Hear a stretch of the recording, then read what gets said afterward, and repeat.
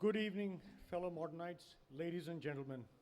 Let me start by wishing everyone happy Baisakhi. We welcome you to the third Modernites Health Conclave. We also extend a warm welcome to all the Modernites joining us online around the world.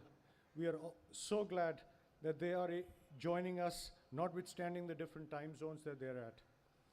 We have amongst us Ms. Ambika Pant, Mr. Ashok Pratap Singh, Dr. Vijay Datta, Principal Modern School, Ms. Rita Talwar, Honorary Brigadier Dr. Arvind Lal, and of course our chief guest, Dr. Vinay Sabharwal. And how can I miss Mr. Ajay Verma? Before we get started, a brief background about the conclave.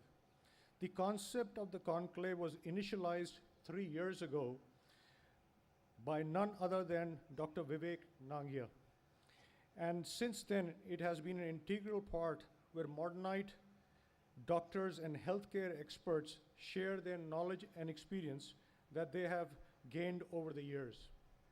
The medical profession has an ancient and diverse history, evolving from primordial practices rooted in magic and religion to the scientifically based application of modern medicine as we gather here today. The interesting thing is I'm a lawyer, but both my parents were doctors. Let us now commence with the traditional lamp lighting ceremony symbolizing the pursuit of knowledge and wisdom. May I request Dr. Vijay Datta, Dr. Vivek Nangia, Dr. Vinay Sabharwal, Dr. Arvind Lal, Ms. Ambika Pant, and Mr. Ajay Verma to come on right here to do the honors, please. And, excuse my slip, Mr. Ashok Pratap Singh as well. Thank you.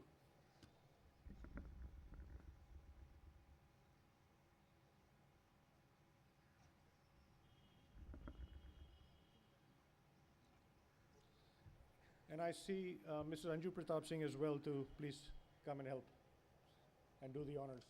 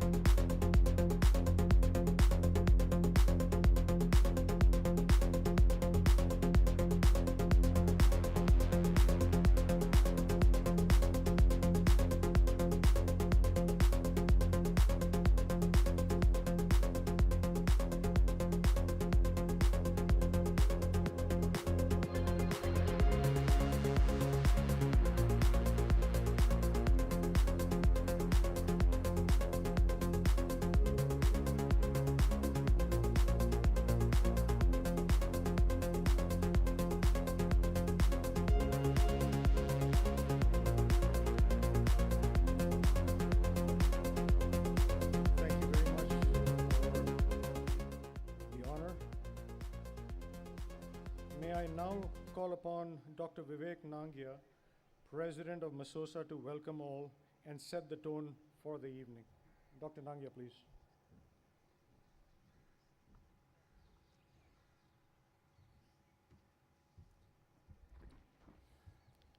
Respected Ms. Anuradha ji, Ashok ji, Ambika ji, Dr. Vijay Datta ji, Mr. Ajay Verma ji, Dr. Arvind Lal, and our chief guest, Dr. Vinay Sabharwal, and all my friends and colleagues here. A very good evening to all of you. It's indeed my pleasure to welcome you all to this third edition of the Health Conclave being organized by MSOSA. We all know that, as we are growing, we are adding years to our life. But what is important is to add life to years. I'm really happy that so many of you have gathered here today, this evening.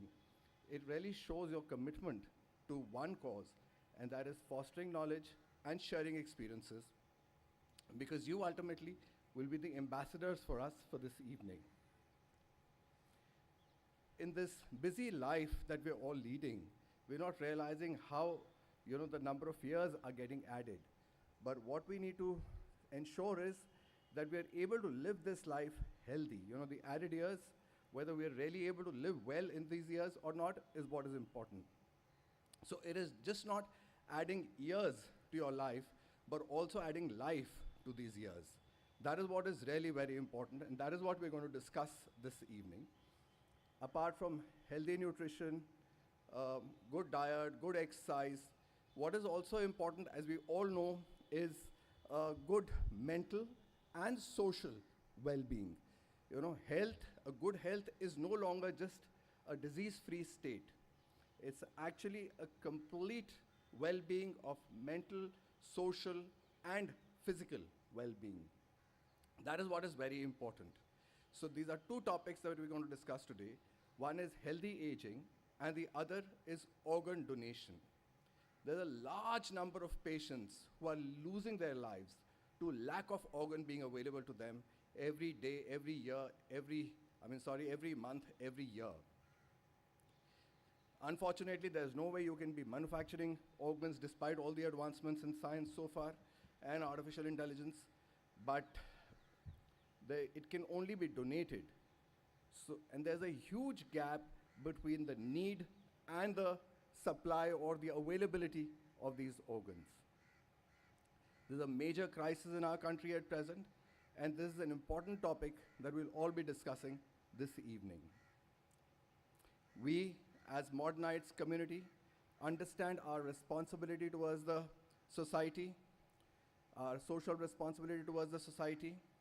So I'd urge you all to take this meeting beyond just a meeting and make it like a movement.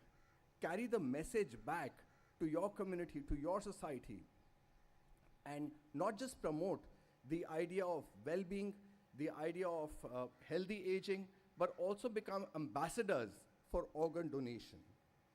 So with those words, I'd like to wish you a very inspiring and an insightful evening, and wish you all a very happy Baisakhi also, and also thank the Board of Trustees and Dr. Vijay Datta for always supporting us unflinchingly, and Dr. Vinay Sabharwal for his gracious presence as chief guest this evening. Thank you so much for joining us, and I'm sure you'll have a good time ahead. Thank you. Thank you, Dr. Nangia. I couldn't agree more. The longevity of life has increased, but unfortunately we are not stressing enough on mental health and physical health. May I now call upon and request Dr. Vijay Datta, Principal, Modern School, to address this August gathering. Dr. Datta, please.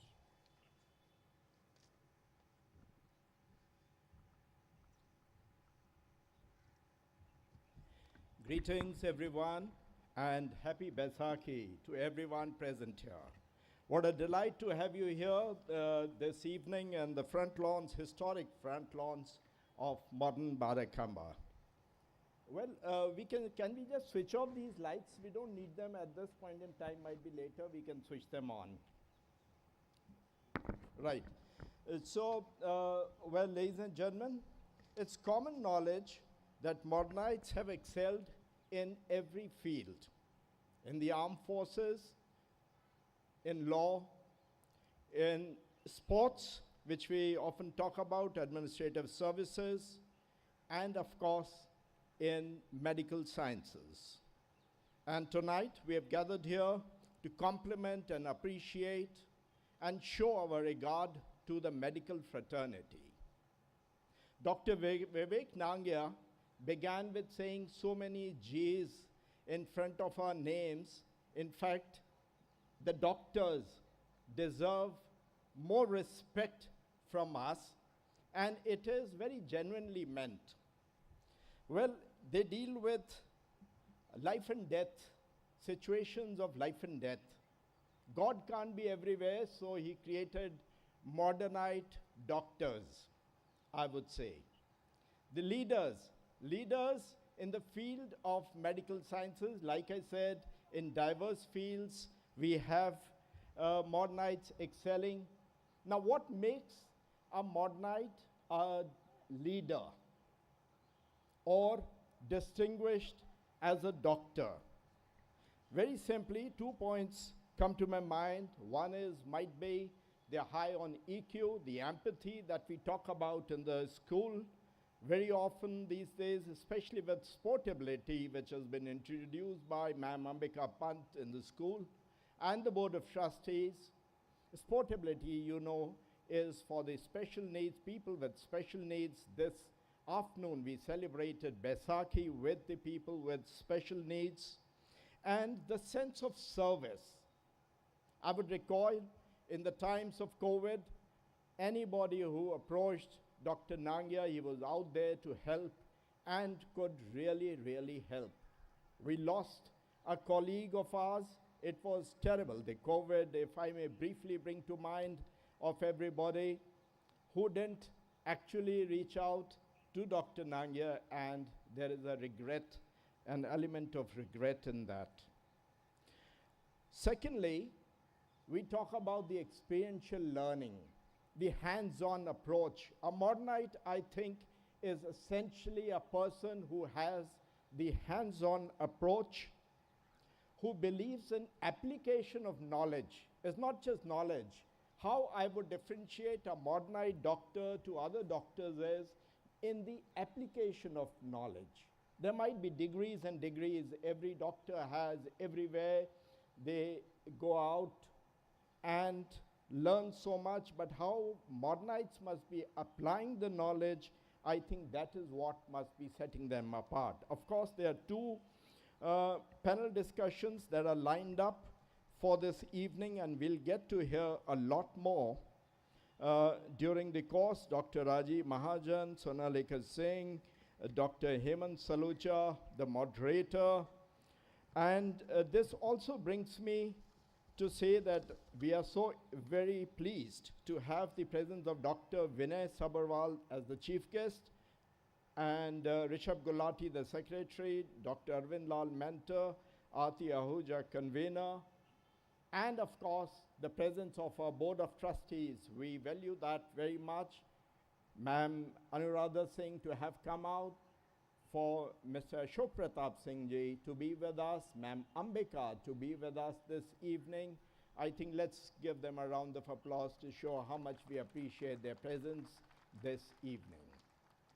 Like I said, I respect the doctors very much. I respect them all very much. So it adds, makes it complete as I look at you all and kind of open. Of course, Dr. Nangia did the opening ahead of us, ahead of me. And Ma'am Aati Ahuja, who is the convener, we also thank you for this. While I came on to once again acknowledging the presence, I was talking about the experiential learning. I was talking about how applying the knowledge is very, very important. I'll tell you an anecdote. This morning I was in a park and there were doctors sitting and talking about a person who was approaching rather languidly, rather sluggishly, with bit of a limp. So Dr. One, each one specialist in one's own field, Dr. One said, well, I think he has a pain in his ankle. The second one, no, it is in the spine. No, I think it's the stomach might be, that is why he's looking so sad and he's limping and he's walking so slowly. The Modernite doctor who was there said, actually, you know what? The strap of the sandal is broken, that is why he is limping. So that's what sets the Modernite doctors apart. I won't take too long, make it a good speech. Mr. Ashok Pratap Singh once advised me how to make a good speech. He said, make a good beginning, make a good ending, and keep the two beginning and the ending as close as possible to one another. So thank you very much, everybody. Welcome you to the front lawns of modern Barakrama. Thank you, Dr. Datta.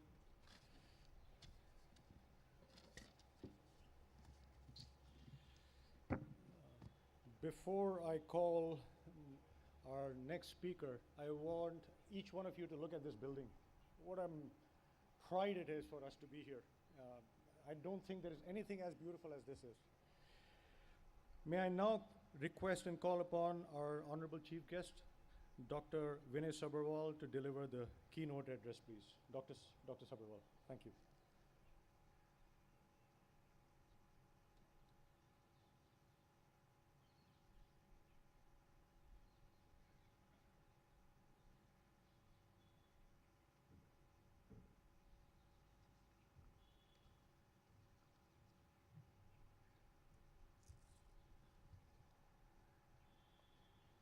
Respected Principal Sir, esteemed teachers, fellow alumni and honored guests.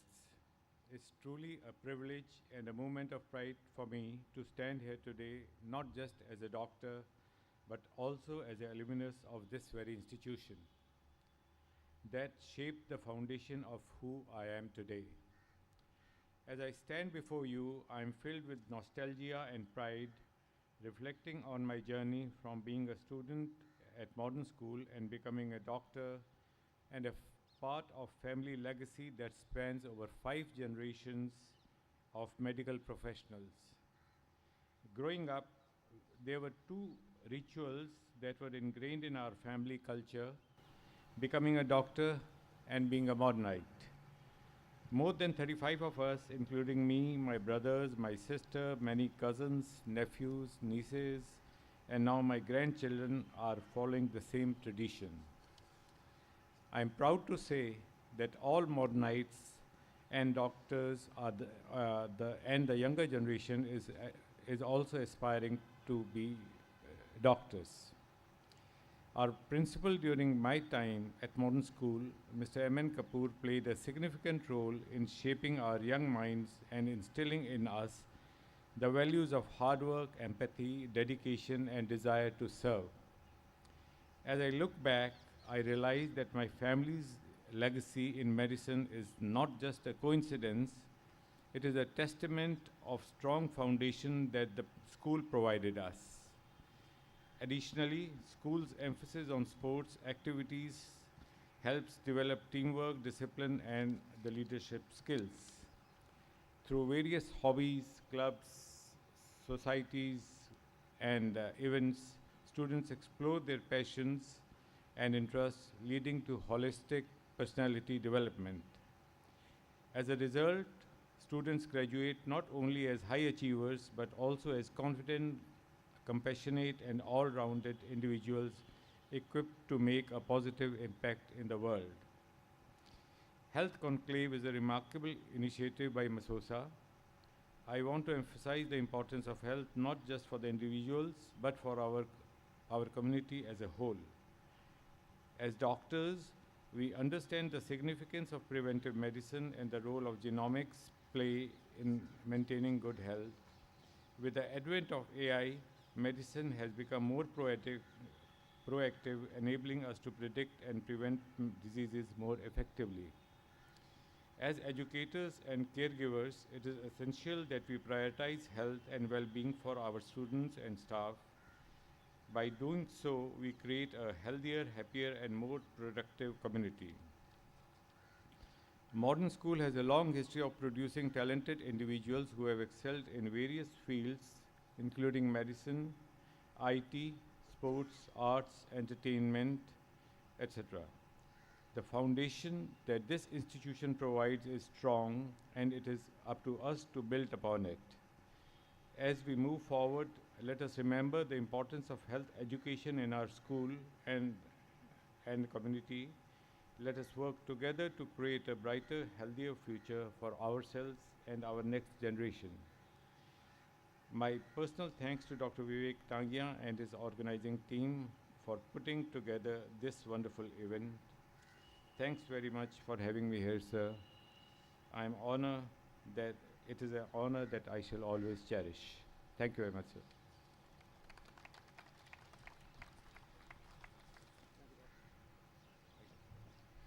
Thank you, Dr. Sabharwal. A couple of quick comments on that. It's truly inspiring that it's the fifth generation, and God willing, it will continue. And the other topic which I just heard Dr. Sabharwal mention, which is also important in the area of law, which is not the subject matter today, but I would highly urge the next time when we have this, we talk about AI a little more emphasis on AI and how it works with the medical profession. Okay, moving right along, we are keeping excellent time. Before we commence the panel discussions, I am pleased to invite Dr. Arvind Lal for setting the context for the panel discussions. As you all know, we have two panel discussions today, and they have already been mentioned briefly. But may I request Dr. Lal to please come on stage and enlighten us, please. Thank you.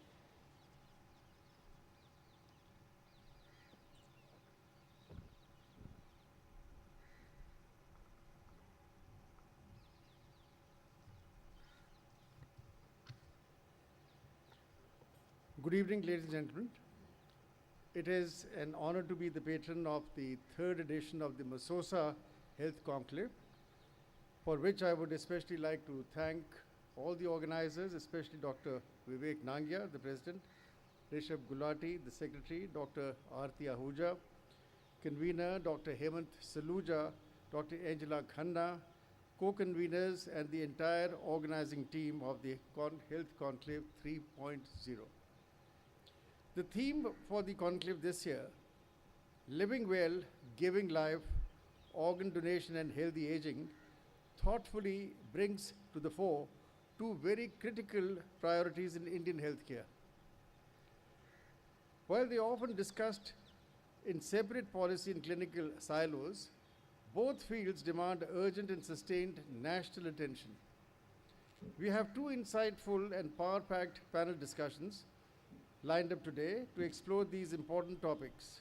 But before we hear from our esteemed experts, I would like to briefly set the context by highlighting why these topics matter to each one of us and why they deserve a place at significant platforms like this conclave. Let's talk first about healthy aging. India enjoys a young population dividend at present, but our population is aging rapidly, with the elderly, that is, people above the age of 60 years, projected to double by 2050, reaching 20% of the total population, or nearly 35 crore individuals. While an aging population, which means higher life expectancy, is considered a great public health success, it comes with its own challenges. The elderly is a vulnerable group, prone to chronic health conditions, isolation leading to loneliness and financial dependence. Therefore, it is crucial to promote healthy aging. It is no longer a concept confined to the absence of disease. It includes holistic maintenance of physical, cognitive, emotional, and social well-being across the lifespan. It involves empowering individuals to take charge of their health through preventive care, healthy lifestyle choices, early detection, and quality geriatric care. The practice of healthy aging goes beyond medical interventions. It is about embedding wellness into daily life through regular physical activity of one's choice, a nutrient-rich, balanced diet, mental stimulation, stress management, and meaningful social engagement. Technology also serves as an enabler for healthy aging. Digital health tools such as smart wearables or smartwatches can monitor vital signs, detect anomalies, and provide actionable insights in real time, allowing for early intervention and self-regulation. When integrated with health systems and supported by community infrastructure, these innovations not only extend healthy life expectancy, but also preserve autonomy and dignity in later life. India has a very high burden of non-communicable diseases, or NCDs, or what we call lifestyle diseases, which include diabetes, hypertension, cardiac diseases, strokes, cancers, obesity, kidney, liver, and lung diseases. We are infamously known as the diabetic capital of the world, as nearly 17 crore Indians are diabetic and about 22 crores are pre-diabetic, which means that nearly 40 crore Indians are living in the diabetic spectrum. Also, there are nearly 51 crore Indians living with hypertension. A large-scale nationwide scientific study of India's aged population revealed that the non-communicable diseases are also significantly high in the elderly. Almost one-third of, or 33% of the elderly reported hypertension, 14% reported diabetes, and nearly 9% reported chronic lung diseases.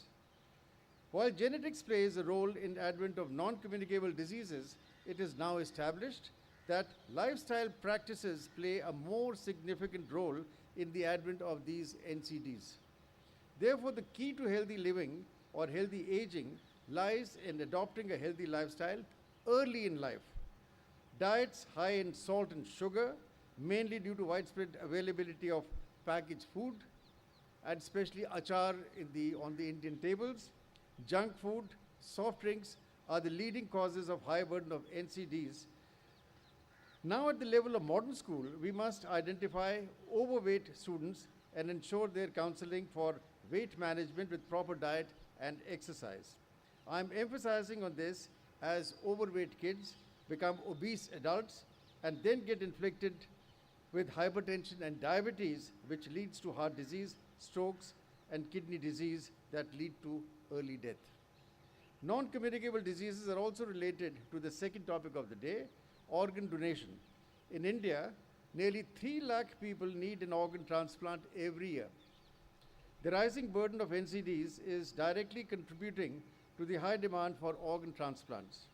NCDs, when diagnosed late or poorly managed, lead to irreversible organ failure, making transplantation the only viable treatment option for many patients.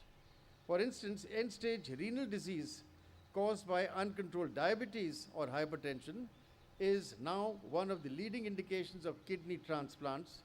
Similarly, liver transplants are required in chronic hepatitis B and C infections, and more commonly these days for what we call NAFLD, that is non-alcoholic, again, fatty liver disease. And you know where the fats are coming from.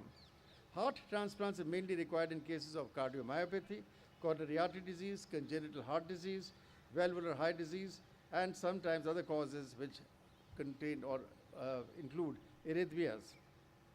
In spite of high demand for organ transplants in India, only about 18,000 transplants are performed annually. Our organ donation rate is one of the lowest in the world, at less than 1 donor per 10 lakh population. Further exacerbating the challenge, 95% of these transplants are from living donors, mainly for kidneys and livers. Only 5% of organ transplants are from deceased donors, which is abysmally low given that nearly 1 crore deaths occur in India every year, and one deceased donor can save up to 9 lives. It is an established fact that more organ transplants are required nowadays than ever before. This calls for a fundamental shift in societal mindset and embrace organ donation as a final act of giving. Donating organs should be viewed as a natural, dignified, and celebrated decision that extends life and hope to others. To make this a reality, it is essential to create awareness in our own families first and have conversations about our intentions so that they are prepared to honor our wishes when the time comes. Here also I would like to, like modern school and especially MSOSA, to take the lead in offering our organs when we die. To close my address, I would like to highlight the fitting example of Spain, globally recognized as a leader in organ donation. Spain has successfully integrated the principles of healthy aging with a robust organ donation system. In 2023,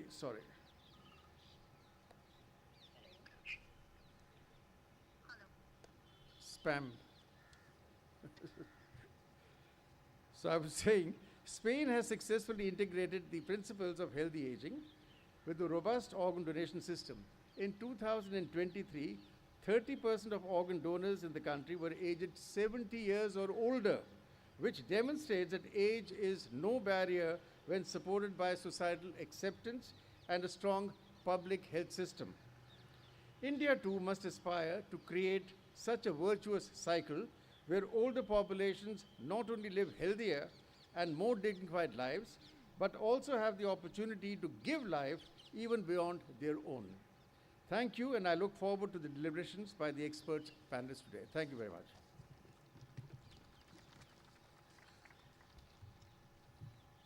Thank you, Dr. Lal. Just one thread that I want to pick up from what Dr. Lal said, and the word which resonates with me is loneliness. I think loneliness is a disease in this world today. It happens to be my mother's death anniversary today, so I can understand what it means. My humble request to those who are fortunate enough to have their parents with them today, please spend time with them. Talk to them. They will continue to ask the same questions again and again, but be patient. Unfortunately, we all learn this after the fact, but I urge each one of you, whoever is so fortunate, please do that.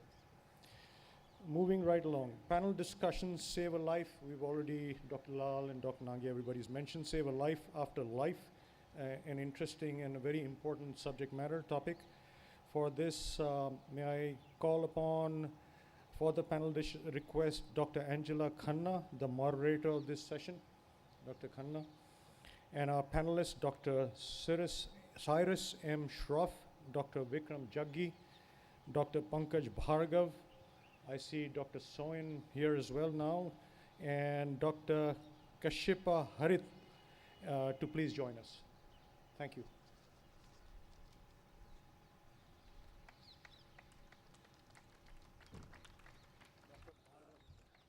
Dr. Bhargav as well, I believe. And may I get some vigor? Let's have a harsher clap.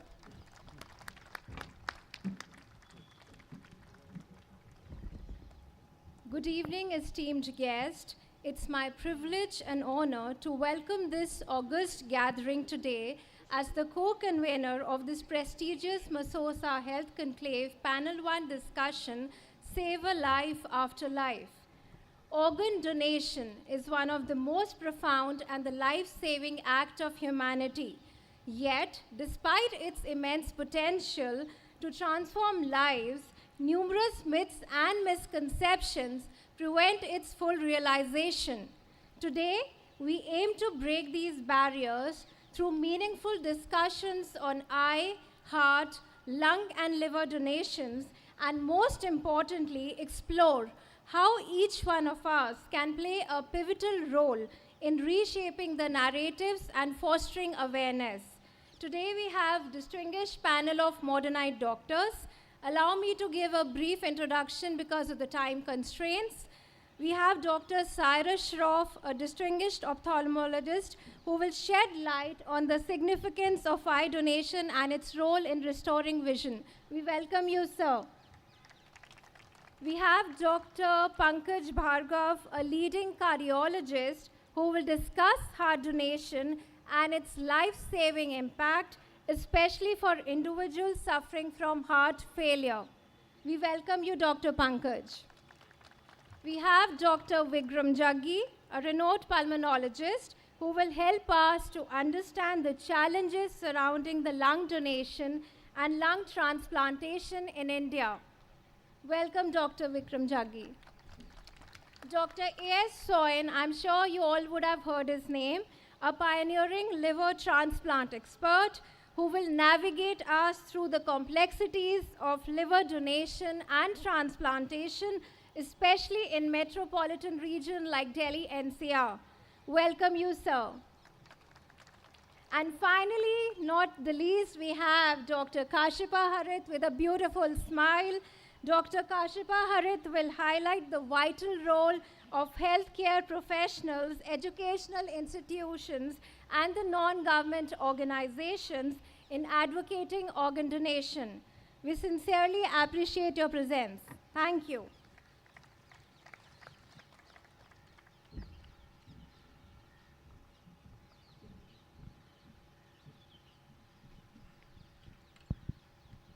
So good evening. Today we will have 3 rounds in the panel discussion, and the questions will go from Dr. Cyrus Shroff to Dr. Kashipa Harid.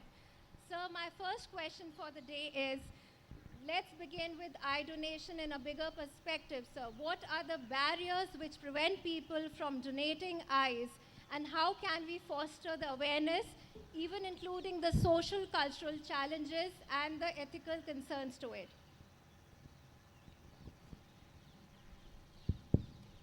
Thank you, Angela. I think there's several factors that are a sort of barrier for people coming forth to donate their eyes. And first of all is the lack of awareness itself. That the fact that you have so many patients who come to say, can you replace an eye? Well, you cannot replace an eye, but you can replace a cornea. So I think that there is to be this awareness of what is possible and what are the limitations of what can be achieved. The second barrier is cultural and religious beliefs. There are many people, cultures, there may be taboos against donating body parts after death, and religious beliefs about the sanctity of the body or the afterlife discourages donation sometimes. Sometimes there is fear that there's removal of the eye may disfigure the body after death. So I think one needs to again educate people that it's not that the entire eye, or most of the time, almost always, it's just the cornea, the central, the black part which you see in front, and a little frill of the white around it that is removed, and then you usually put a conformer and suture the lid. So externally, if the body or the face is not disfigured. Another major factor is that you could have a person donating his eyes or having signed up with an eye bank, but the most important thing is that the family must be on the same page. They must be in line with this, because ultimately the family has to give consent. So even if a person has donated his eyes for organ donation, but if the family refuses, then that can again become a major barrier, and that sometimes is a big roadblock. In certain areas, there may be lack of infrastructure and accessibility. About if you're in a very remote area, because the eye has to be the cornea has to be removed in the first few hours after death for it to be viable and to have a good result when you do a corneal transplant. So again, there you have to be aware that the person should be able to be reached very quickly after that. So I think these are some of the major factors which are the barriers as such. Sure, sir. Thank you so much for that beautiful insight. I must say, sir, the part of the fact you said about the family not knowing is a very critical aspect, because often people pledge as organ donors and the families are unaware of the pledge they take. So it's very important to discuss it with your family before you go ahead with the organ donation. Sir, coming to you, Dr. A.S. Soin, good evening once again. Hello, Sir, Angela. Good evening, sir. Sir, how aware is the general public in India, especially in Delhi NCR, about the donation aspect of liver? And also, what can be done to dispel the myths and the negative connotations which are attached to this? Along with that, sir, I have another question, that what are the eligibility criteria for the liver donation? These are certain basic criteria which people will not access easily on the websites, and this beautiful evening will definitely give them a better insight with you being here, sir. So let's address the second question first. What are the eligibility criteria for liver donation? So liver donation is of two types, like Dr. Arvind Lal said in his address. One is cadaveric donation, or donation after death, and the other is live donation. So for a live donor, the person has to be from the family. They should be 18 to 55 years in age, and they should be of a matching blood group ideally, although it's possible to transplant across blood groups as well. So if the recipient is A, then the donor must be A or O, B or O, and if the recipient is O, then the donor must be O. That's an ideal situation, and similarly, AB can actually accept all blood groups. So this works just like blood donation. There is a universal recipient, which is AB, and there is a universal donor, which is O. But apart from this standard rule, you can actually have now ABO mismatch transplants, which means somebody with blood group A can donate to someone with blood group O. I wouldn't go into the medical protocols that are needed, but basically what you do is you play with the immune system of the recipient and you clean the blood of all the antibodies against the blood group that's going to be transplanted, and then it's possible to do the transplants. For liver donation, apart from blood group and being from the family and the age, 18 to 55, the person should not be overweight. So their BMI should be ideally 28 or less, because with high BMI, it's very likely that they will have fatty liver, which I'm sure a lot of you have heard of. Sadly, a lot of you have. Well, actually, 40% of us have fatty liver, and that's another discussion. But then what happens is, if the donor has fatty liver, then taking away half the liver, which is how a live donor donates their liver, they will donate a part of their liver for the recipient, and the remaining will be left in the donor. And this part of the donor's liver goes to the recipient's own liver, which is there in the right upper part of the abdomen, is completely removed and is replaced by the part of the donor's liver. And then the bit remaining in the donor and the bit that goes to the patient will grow back to normal size. And that's how living donors can become donors without compromising their own safety. And if you take a fatty liver, then it's not good for, fatty liver doesn't function as well as a normal liver because it's got fat in it. So obviously taking a part of the fatty liver away from the donor is not going to do donor any good, and the fatty liver being put into the recipient is also not going to be good, so that's why fatty liver is not good. And these are the acceptance criteria for live donors. For cadaveric donors, which means donation of organs after death, it can happen generally after brain death. Now, brain death means if somebody dies of a brain death rather than a cardiac death or the heart stopping. 99 out of 100 people die from the heart stopping at home or roadside or in hospitals. And 1% of the people die a brain death, which means they're in a neuro ICU after a stroke or a brain injury from a road traffic accident or a fall. And their brain stops functioning forever, irreversibly gone. And there are medical criteria to prove that, and that's called brain death. And that happens to about 1% of the people. And these are the guys who can actually be multi-organ donors. But eyes are different. People can donate eyes after cardiac death as well. But organ donation is generally carried out in people who have died a brain death. And by organ donation, I mean liver donation, kidney donation, heart, lungs, intestines, pancreas, tissues, and skin. So all these can be donated. A single person dying a brain death who agrees to donate, their next of kin agrees to donate organs, can actually save or completely dramatically change 9 lives and influence or make another 30 lives better. So that's the number of tissues and organs that can be transplanted from a single person's body who becomes an organ donor. And just like Dr. Shroff said, the external appearance of such a person does not change. There is no mutilation of the body. They appear exactly the same. There is a clean surgical cut from the neck downwards to the pubis, and that's used for removing organs. So, who can be a cadaveric organ donor, a brain-dead organ donor? In the world, the oldest donor recorded has been 98 years old, and the youngest donor recorded is 2 days old. So basically, age is no bar. Everybody dying a brain death can be a potential organ donor, but the donor should not have cancer or active infection especially in the organ that's being transplanted, especially lungs.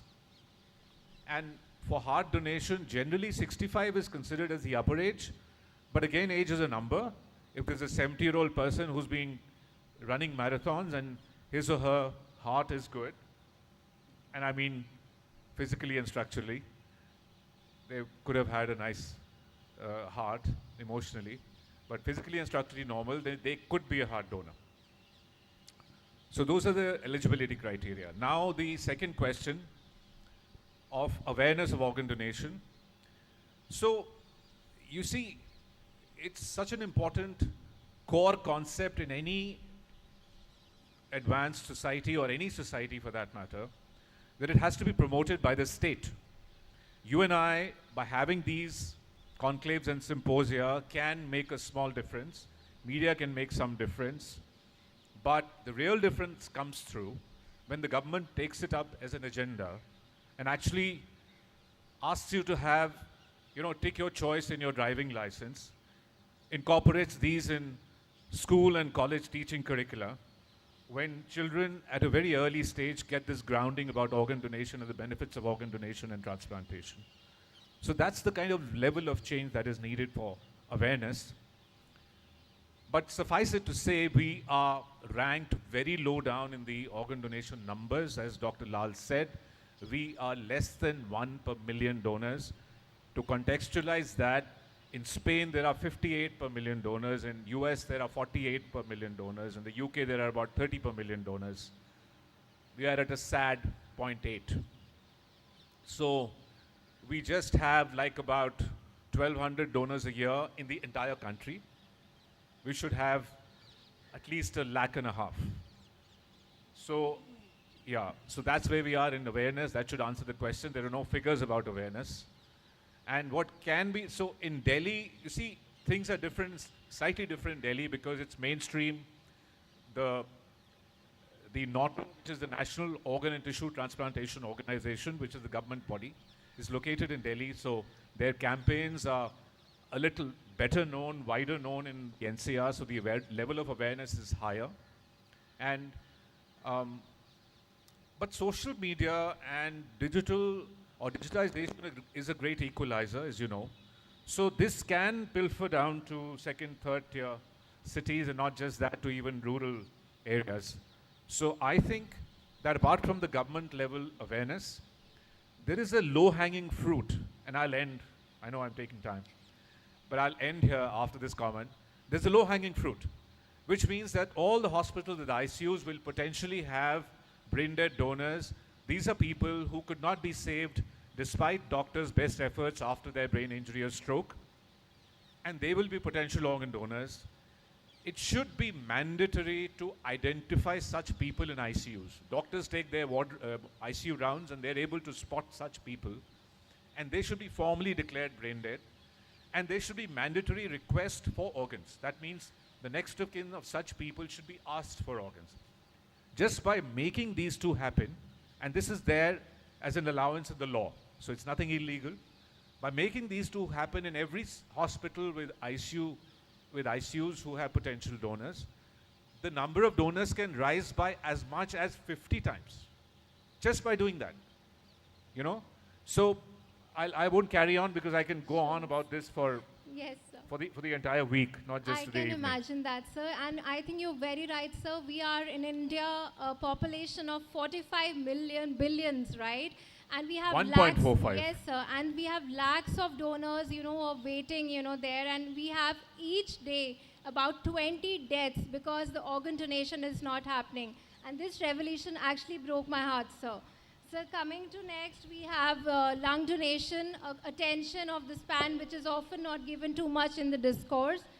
Dr. Vikram Jaggiji, what are the main challenges in raising the awareness about lung donation in India, and how can the misconceptions be addressed, also breaking all the negative connotations which are attached to it? How will we consider that happening too soon for us? So when we are talking of lung donation or cardiac donation, let's talk about lung donation. However much you may love your near and dear one who needs a lung transplant or a heart transplant, you cannot give your own lung or your own heart. So necessarily it is or cadaver. Therein lies the problem, which we have also discussed. I would just like to create a scenario for you people to understand the situation where a possible recently deceased organ donation can occur or will not occur. The usual scenario is that there is a young person who's had a roadside accident. He's taken to a hospital which is not of his choice, not the family's choice. He's critically ill, the family is gathered around. Looks like he'll not make it. Somebody, a NGO person or a coordinator who's with the transplant team, or even a doctor who's totally a stranger to the family, at this crucial emotional moment says, "Bhai, aap inka organ donate karna chahenge?" Just imagine this. What goes in their mind? They have no clue what it really means, how much time extra it will take, how much the body will get disfigured. They don't even know whether some cheating is going on, frankly speaking. Cheating is not possible nowadays with organ transplant. But you know, these movies, Hollywood, Bollywood, Tollywood, we'd all seen those kind of movies. With that, for the person to say yes is nearly impossible the way things are. We have to change that. And to my mind, changing that can start. See, the same thing was there with blood transfusions many years ago. 30 years ago, blood transfusion was a big deal. Kamzori aa jayegi. They would not give. So it can change, and to my mind, Arvinder used the word low-hanging fruit. I think youngsters who brought about this change that plastics are bad, Diwali pe patake nahi chalane, kids. So if they are targeted, then the information can percolate, conversations can start happening over the dining table that this is something which is good, noble, etc., etc. I remember about 5-6 years ago in the CBSE exam, so they have this, English exam where they give a paragraph and you have to sort of analyze the paragraph. The paragraph was on organ donation and green corridors, etc., etc. Now, such a brilliant idea. In one stroke, maybe 10-20 lakh students read that thing, and some impact was there. So these are some of the things, but conversations have to start, and whoever does this, finally, there are people who do it. When they do it, it is going to somebody they don't even know. They will possibly never know, never meet that person. These things have to be really brought out and glorified by the media. Then things will start happening. That's what I feel about this. Yes, sir. I would like to say one line for this, sir. If you want to bring change, be the change yourself. And coming to the next, we have heart cardiologist Dr. Pankaj Bhargav. हम अक्सर कहते हैं दिल की बातें काफ़ी संगीन होती है, and actually heart donation is one of a very critical aspect. So my question for you is, what is the current state of heart donation awareness in India, and how can the public knowledge about its importance be increased? Yeah, so before talking about the heart donation happening in India, we must know a little about the heart. Heart donation किसको required है? So heart जो आपका organ है, ये जब 100 ml की filling करता है, it sends out about 60 ml of blood. It pumps out 60 ml of blood, which is called the ejection fraction. And this ejection fraction is the contractility purpose of the heart, which tells you how good your heart is functioning. Now, heart is made up of a muscle, and for some reason, this muscle becomes weak. And the foremost reason is a heart attack. The muscle becomes weak and becomes necrosed. For sometimes, heart makes it, the other part of the muscle tries to function it and make the heart work. But many cases, this heart function deteriorates and comes down to very basic 15 or 20%. And we treat a lot of patients with that. Then there are other cases like complex congenital heart diseases, where the child has no other option but to get a heart transplant done. Then there are cases of something called as a postpartum cardiomyopathies, restrictive cardiomyopathies, and dilated cardiomyopathy. There's a limited role for ventricular assist devices and medicines, but over a period of time, they also fail. So those are the people who require a heart transplant.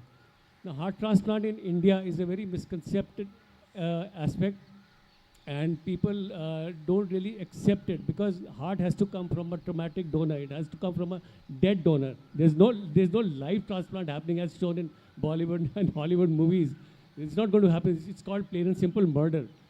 So it has to come from a trauma victim. And the heart has to reach to the donor within max 6 hours of time. So that the heart has to be harvested and put into the donor, into the recipient within 6 hours of time. This requires a lot of transportation and absolute and some good green corridors to happen. This has started happening nowadays, but it's still in a very nascent stage. So it will take time before it becomes as common as a liver transplant or as a renal transplant. Thank you so much. That was a useful information. I'm sure a lot of us would not knowing about this, sir. Coming to Dr. Kashyapa Harit, ma'am. Dr. Harit, your expertise in advocacy and bringing the change with your awareness is well known to all of us. My question to you is, ma'am, that how can the doctors, healthcare professional and educational institutes like ours bring the change, and how do we address these concerns in a bigger platform? Also, what role can they play in addressing the misconceptions and spreading the awareness? Thanks, Angela. Very pertinent question. And most of the things are already being talked about, all the senior professionals. But I will first cite a very critical incident which I faced when I was doing my residency. And that was when I was a second-year resident at All India Institute of Medical Sciences. There one patient came, and I think she was a little poor, trodden lady, and she just said, "Doctor, mujhe apna kidney bechna hai, I have no money." I was taken aback, a second-year resident student, right? And this is an Orbo Retrieval Banking Organization, because she said, and somebody referred to her, that you go to Orbo or wahan kidney bechi jati hai. So that kind of a thing that when one patient came, so you imagine one patient who has stepped in All India Institute of Medical Sciences, which is actually very difficult for patients to actually access and walk in, right? And somebody referred to her just to come to us and talk about, mujhe kidney bechni hai. This is the awareness, rather a misawareness which is there in the society. So that is something that as medical professionals, first we have to take it in. And secondly, I would like to throw one question to all our colleagues out here, is that how many times are we basically counseling our own patients regarding organ donation as a pledge? I think none of us. Let's just think about it. And I have pledged my organs because I'm part of the public health, and I was during my residency times again. But how many of us during our residency even now have actually pledged or is being talked about as a medical family within the house? It's not, it's still a taboo. You know why? Because the first thing probably when I'll raise this issue in my own house, they will say, why are you even talking about organ donation? Are we dying? So, you know, rather than awareness, first we have to think about the misawareness and the misinformation which is within the society. And I think I must congratulate our organizers today that I had never thought of such a topic to be discussed amongst us, because except the organ donation day and except, as Sir mentioned, NOTO, nobody else talks about it in any medical fora. Medical fora are primarily talking about the technical aspect, how the transplant is done, what are the criteria done, but nobody really talks about the things that are actually happening on ground. And on ground, there are people who are spreading the awareness. Not the awareness is not a correct word here, but we do see a lot of information in the newspaper wherein again with the position that I am, and I cannot name the hospital, but a very renowned hospital 6 years back, there was a legal case against them where almost they had 250 trafficking incidents there. That's sad. So that means the government has to again make a legal framework. But as Dr. Soin mentioned, this legal framework is only basically considered in the metros. The smaller cities where the road traffic accidents are maximum, their brain deaths are also happening, the awareness is literally not there. Even in our own medical colleges or medical fraternity, like you take any tertiary care hospital, the onus of awareness lies primarily with the ICU doctors or the intensivist or the pulmonologist. I don't think so the medicine doctor or even the stroke patient, the neurologists themselves are counseling that. None of my friends are doing it. I don't know if the rest of the people are doing that. So first and None of them, because That's sad. we do discuss a lot of it and it is never even talked about. And as sir mentioned, 30 years back, it was all about blood donation. Everybody was scared. But even today, the organ donation, especially the cadaveric organ donation, is primarily related to the cultural associations. Like, disfigurement, the soul aspect to it. Some So that means rituals. we have to get our religious bodies also on board, wherein they can spread through that there's nothing like that is completely scientific, like as sir mentioned, that, taking out the cornea doesn't really disfigure your eye. So those kind of things from the medical perspective, from our own healthcare professionals, they need to talk about this, like how they counsel their patients, like a nutritionist. Like we all counsel our patients what to eat, what not to eat right at the end of the consult. So similarly, we should talk about the organ pledge, that it's something about organ donation after our life, right? So that should be part of our practice. That should be part from our medical curriculum, wherein from the MBBS aspect at least, there should be 1 to 2 hours of lecture mentioning about this. So thank you so much. Sure. I'm sure, Dr. Kashyapa, your words will inspire many today, not only the enriched audience here, even the ones who are watching the live stream of the show right now. And I'm sure that lots will begin to happen today only, because we all are Modernite doctors, and Modernites are supposed to create an era of change. So coming again to Dr. Cyrus, we are starting with the round 2 of the panel discussion. One, sir. So my question for you today, the second one is, how soon after the death should the eyes be donated? I want to know the timeline for that. What legal and ethical protocols govern the eye donation process in India? And how does eye donation contribute to the vision restoration through corneal transplants? So the mic, please. Thank you, sir. Yeah, Angela.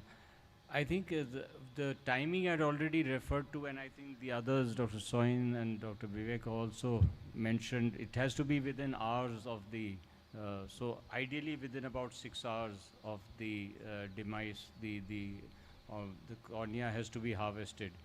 So time is of essence. As far as the legal aspects are concerned, I think it's basically, as Dr. Soin also mentioned, this is covered by the TOTA, the Human Organs and Tissues Act covers all organ donations and including the cornea. And I think that is now fairly well established, and at least I mean in our setup and in most places we find that there is fairly strict adherence to this, and there is a lot of oversight also, inspections. So if you have an eye bank, that eye bank has to conform to certain standards. Any institution which is performing corneal transplants has to have certain facilities, and these are inspected and monitored, and then you have to renew your certification every few years. So I don't think that's really much of a problem, I think, as far as the legal aspect is concerned. So that's wonderful to know that, we're having the this. third part you said Sir, was this was my question. how does And the how- cornea help? Well, Yes. the corneal usually for either through disease or injury, is the cornea becomes opaque. So you see the cornea, the black portion which you see, it's actually a transparent, it's a clear tissue. Yes, yes. It's a transparent tissue which becomes opaque, and that's what causes the light doesn't go through to the Yes. back part of the eye. So when you have a cornea and is transplanted, you have a clear cornea in place, and then the image can be formed on the retina and transmitted back to the brain through the optic nerve. Thank you, sir, for an excellent insight to that. Coming to Dr. Soin again. My question for you, sir, what are the biggest challenge in the liver transplantation, particularly in Delhi NCR, and how have the recent advancements in the infrastructure changed it to better? Also, sir, the lifestyle factors which you talked about, when you talked about fatty liver, I saw a lot of people smiling in the audience, because I think everybody almost have one fatty liver trickling down, especially in the festivals of India. Sir, so what would be the crux of your awareness along with the techniques which are there, which are improved today? We want to know the improvement techniques, sir. The advancements we have in the infrastructure for this. So first thing that you all must know is that 90% of liver diseases are preventable. Wow. So, and that also means that 90% of liver cancer is preventable. Because liver cancer only affects people who have a bad liver. This is unlike any other organ. Healthy kidneys, healthy intestines can actually get cancer, but healthy livers very rarely get cancer. So when you're preventing liver disease and chronic liver disease, you're also preventing liver cancer. And how do you prevent it? I thought this is important, so I should just talk about this a little bit. So the commonest reason the liver goes bad is fatty liver, and which is now called MASLD, or metabolic associated steatotic liver disease. Steatosis means fat, and metabolic factors causing fatty liver. So which basically means if you're overweight, if your lipids are deranged, which means the cholesterol and triglycerides are high, I mean LDL is high, total cholesterol is high, HDL is low, and triglycerides are high. Or if you're uncontrolled diabetic, or if you have poor lifestyle, a lot of fast food through growing up years and also now, and if you have excessive consumption of alcohol. So I'm sorry, I'm forbidding all the good things that most of us are fond of, but sadly they're really bad for the liver and the rest of your body. But that also means that liver disease is largely preventable. So if you don't do these things, or if you control your diabetes and lipid levels and weight, then you can control liver disease or prevent it from happening altogether. The other causes are hepatitis B and C, two viral diseases. B has a vaccine. All of us must have hepatitis B vaccine. And hepatitis C is preventable by just the knowledge that hepatitis B, C, and AIDS get transmitted in the same fashion by body liquids and by infected blood, whether it's in the blood bank or by IV drug pushers using common non-disposable syringes, or by sexual transmission. So obviously these can be prevented. This can also happen in blood banks, dialysis machines, and dialysis centers. So you can prevent hepatitis B and C. And now let's concentrate a little bit on fatty liver. So fatty liver has several stages. One is just deposition of fat. So if under the microscope or with other scans like a fibroscan or ultrasound or a CT scan, if the liver has more than 5% fat deposition, that means adipose tissue, which adipose cells or adipocytes are what make up the fat tissue. So if more than 5% of liver cells have fat, then it's called fatty liver. And unfortunately, 35–40% of us have it in India, adults. Causes I've already told you. The next stage is that it causes inflammation. So that's hepatitis. And then the next stage is fibrosis, because what happens is when there is inflammation, there is damage, then there is cell death, then there is scarring, just like on the skin. If you have an injury on the skin, a deep enough injury, you'll have a scar. Similarly, you'll have a scar in organs, including liver. So there is scarring that goes through several stages called fibrosis. So there is fatty liver, there is hepatitis, inflammation, then there is scarring, fibrosis, and finally there is cirrhosis, when more than 50% of the liver is replaced with scars, is called cirrhosis. And when cirrhosis progresses to an advanced stage, that's when you need a transplant. So I think now I will come to the question of difficulties in transplantation. I think that what happens is that to us, liver transplant physicians and surgeons, the patients get referred very late. There are international criteria which tell us when a person will need a liver transplant. And those are pretty standard. You can Google them, you can chat GPT them, they're very easy to come by. They're standard criteria. And obviously, when all of you who are not doctors can do it, doctors must know about it, but somehow the general physicians, the gastroenterologists, this is not like a blame game, this is reality, are not, I don't know, they don't refer these patients enough in time. The patients themselves don't realize it because by the time the liver gets significantly damaged, or let's say by the time symptoms are produced, like you get jaundice, you get weakness, anemia, swelling in your legs or tummy or bleeding in the vomit, these are advanced symptoms of liver disease. By the time you get them, the liver is already 70%, 65% damaged. So obviously you can't come to know on your own. But if you're going to a physician who does your liver tests regularly, he or she will probably know, and they'll know when to refer these patients. So when they come late, patients are desperate. But then when you operate on patients who are sick, who's just, not just liver is affected, but kidneys, lungs, other organs get affected, then obviously results are not so great. Or you refuse transplantation to them. So that is one of the big problems in liver transplantation. When I started liver transplant in India 26 years ago, I did the country's first liver transplant on 5th and 6th November night, 1998, 26 years ago. At that time, nobody knew about who should be transplanted, but we've come a long way.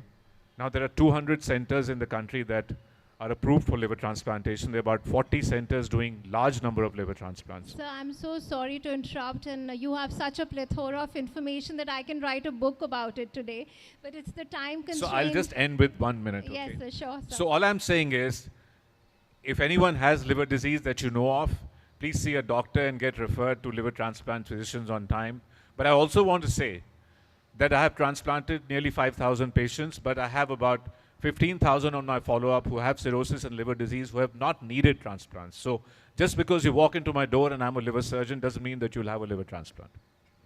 Thank you, sir. Thank you so much. So coming to Dr. Vikram Jaggi here.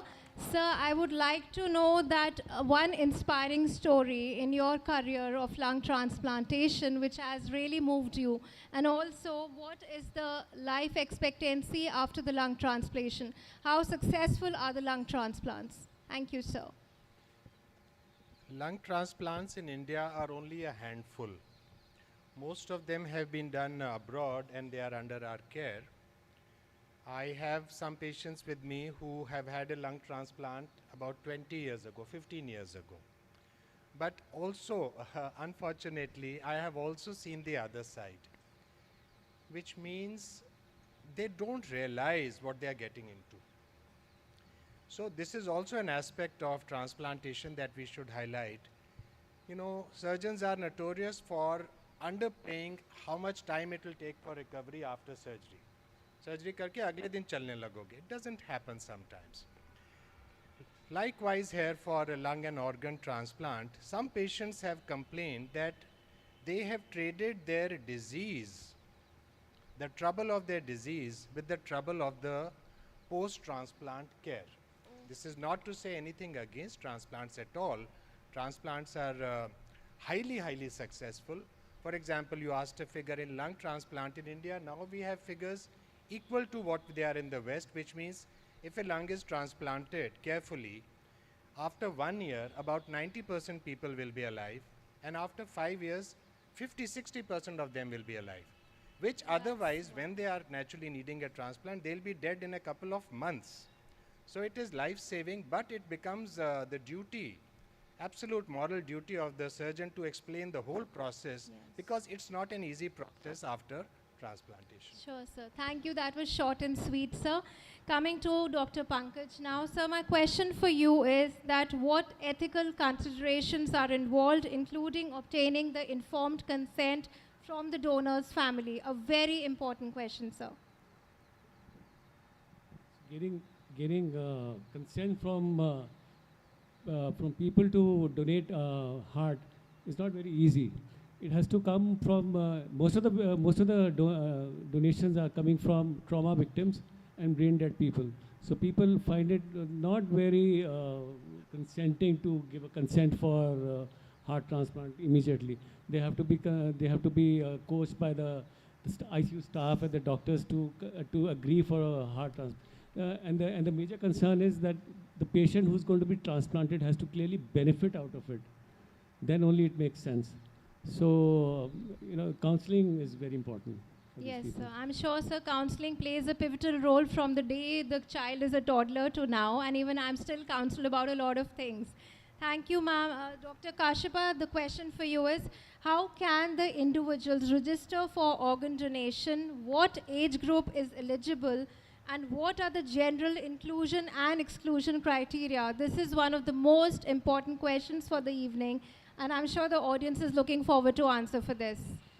That's a very pertinent question. So basically, Government of India launched a new portal called noto.abdm.gov.in, and through that, there's a pledge form for the organ donation. Now, there's no age bar as such for the donation and the pledge, because if you're 18 above, anyone can register themselves, and there's a donor number which is given.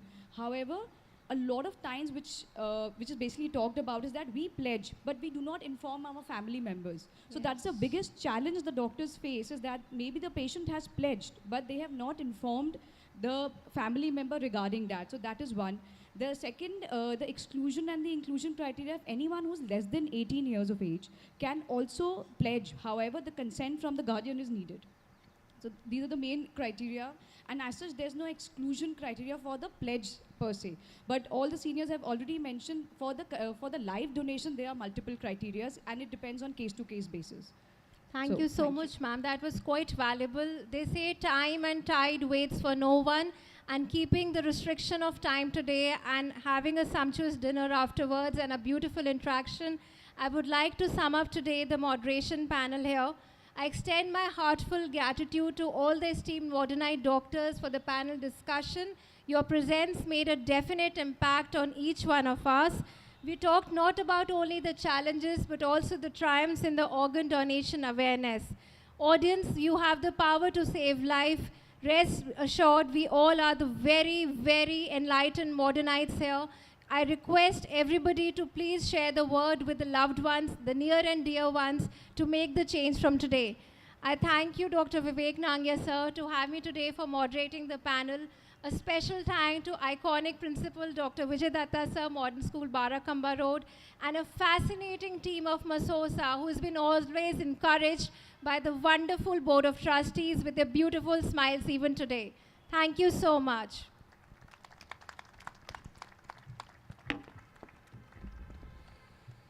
Interesting. Thank you, Dr. Angela and the panelists. Two quick comments. One, of course, every panelist spoke freely and with experience, but I would just pinpoint what Dr. Jaggi said. Imagine yourself standing where a loved one is brain dead, quote unquote, and some NGO person from an NGO comes to ask for a donation. In theory, it sounds good, but in reality, it's very harsh. One other quick comment I have is I want to put a little legal twist to this. There was a case where the husband-wife had matrimonial discord, and ultimately they wanted to separate, so that the settlement money was a big concern, as it is in most of the cases. Lo and behold, the spouse had donated a kidney to the other spouse. And the spouse who donated said, I don't care about money, I don't care about, I need my kidney back. That is all I care. So, so it's, while we chuckle about this, in reality, there are so many nuances to these things which sort of hit you like a wall. And these are never easy to sort of fathom or understand.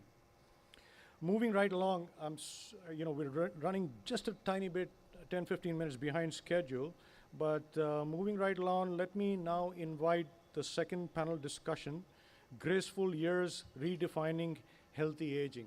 I mean, I'm certainly part of that, and I would love to listen to what the experts have to say about this. May I now call upon Mr. Hemant Saluja, who would be moderator of this session, and our panelists, Dr. Sunil Mittal, Ms. Sonalika Singh, Dr. Rajiv Mahajan, Dr. Rajiv Ahuja, including Dr. Soin, who would also share some of his thoughts during this panel discussion. Welcome all. Thank you.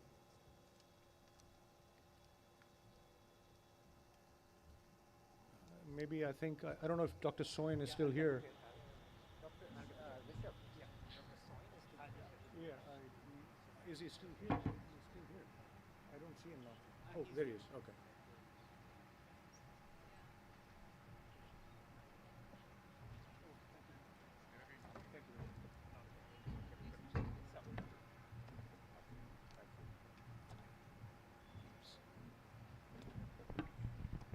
Good evening, ladies and gentlemen. Dignitaries on the dais, prominent personalities in the audience, and everywhere who have joined through the YouTube or the webcasting. Welcome to the discussion on aging gracefully. See, aging is inevitable, but growing up is optional. So we would like to start. We have an eminent panel of experts discussing this. And foremost, we have Padam Shri Dr. A.S. Soin, who is an eminent liver surgeon, awarded the National Award in 2010, if I am correct, sir. We have Dr. B.B. Ahuja, an eminent plastic surgeon. And we have Dr. Sunil Mittal, a doyen in the field of psychiatry and mental health.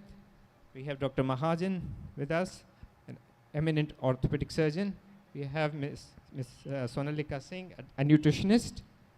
And to start with the discussion, sir, I would like to start with Dr. Mittal.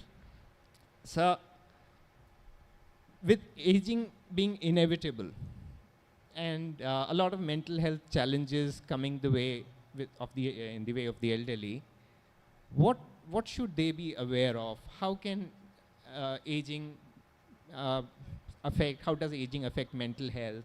And what particular subtle signs the caregiving team in the family or friends they should look out for in an elderly person, aging person in India, in the context of India and the fast changing socio-cultural fabric that we have now, which was so closely knit previously and is fast disintegrating, if I may say so. Can you add a little light on that, sir? Thank you, Dr. Hemant. Firstly, it's a pleasure being here in the front lawns. It takes me back 50 years, back to when I moved from the school in 1973. And that's a long time, shows how I have aged.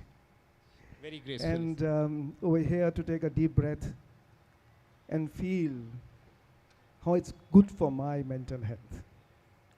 You know, like I said, na kanchita shashwatam. Nothing is permanent. Everything is impermanent. So is age, so is our life, so is youth, and so is as we move through our different phases of life. And as a psychiatrist, when I see that when you're dealing with children, you're dealing with emotional and behavioral regulation. I was in the school a few days back speaking at one of the functions where it was for children and parents of class 6 and what they need to do. And then when you're dealing with young adults, you're looking at stress, workplace, relationships, responsibilities, and the difficulties that young people have, which could be psychotic illnesses, substance use, addictions, and then depression, of course, and anxiety. And as you deal with older population, and to put it in context, you know, this is important as a psychiatrist for me to tell everyone here. It's about the National Mental Health Survey shows that about 15% of Indian population requires mental health care. That's 20 crore Indians in the most conservative way. And that they require it now. And there are about 9,000 psychiatrists. Yes, and I suspect not even a crore of them actually receive mental health care. Now put it in context of the older adults. Our Indian health surveys show that about 10.5% of older adults, which is about, and our older adult population is about 15 crores. Okay. And 10% of them of our general population is the older adult population. And then you put it into context. Surveys show that almost 34% of them actually suffer from depression. That's 1/3 of them. That's a large number. And it's not, mind you, it's not just psychological. The body is aging, the brain is aging, it's neurobiological. What is happening inside the brain are the receptors, the blood flow, the neuron cells, they are aging. And we need to accept that. So if 1/3 of the adult population, older adults, has got depression, that's a large number. And then, of course, the other common things are the declining cognitive and physical abilities and accepting them. None of us is getting younger. We're only growing older. And it's the old age, as has been famously said, that is extended. It's not youth that gets extended. And all of us need to, therefore, make investments for our old age, not monetary, but into our health, into our social connections. Because one of the other conditions other than depression is isolation, social isolation. Since you mentioned India, we are, especially not just the urban, even in the rural context. The young people move to cities to work, just like people, say, from Delhi, their children move to other cities to work. And the nuclearization of families, and we see the isolation, social isolation is a big challenge for older adults. And then, of course, our dementias, neurodegenerative disorders, again, to put it into context, almost 10% of the older population above 60 years of age is likely to have dementia or early dementia, which means declining memory. Now that gives us hints of what needs to be done. How do I need to look after myself? We'll come to that. And then, of course, again, to put it all this into context, the other problems that which affect their mental health is commuting, healthcare, their physical health, mental conditions that follow physical disorders, dependence on sleeping tablets, dependence on painkillers. All these become burning issues. And nutrition. I'm not talking about people sitting here, but if you look at the older adults, and we'll have a nutritionist here, then nutrition is so important. And if I was to say that the most important things that, if I was to sum them up, are nutrition, social connectedness, emotional health, and staying active. So that's the context we are looking at. And since you mentioned also that how do I make out that somebody around me who is an older adult requires help? Yeah. All of us are growing old. So we're going to require to actually talk this with our children, the next generation, people around us, creating a network of support, which may, if they're not children, then there could be other people around us.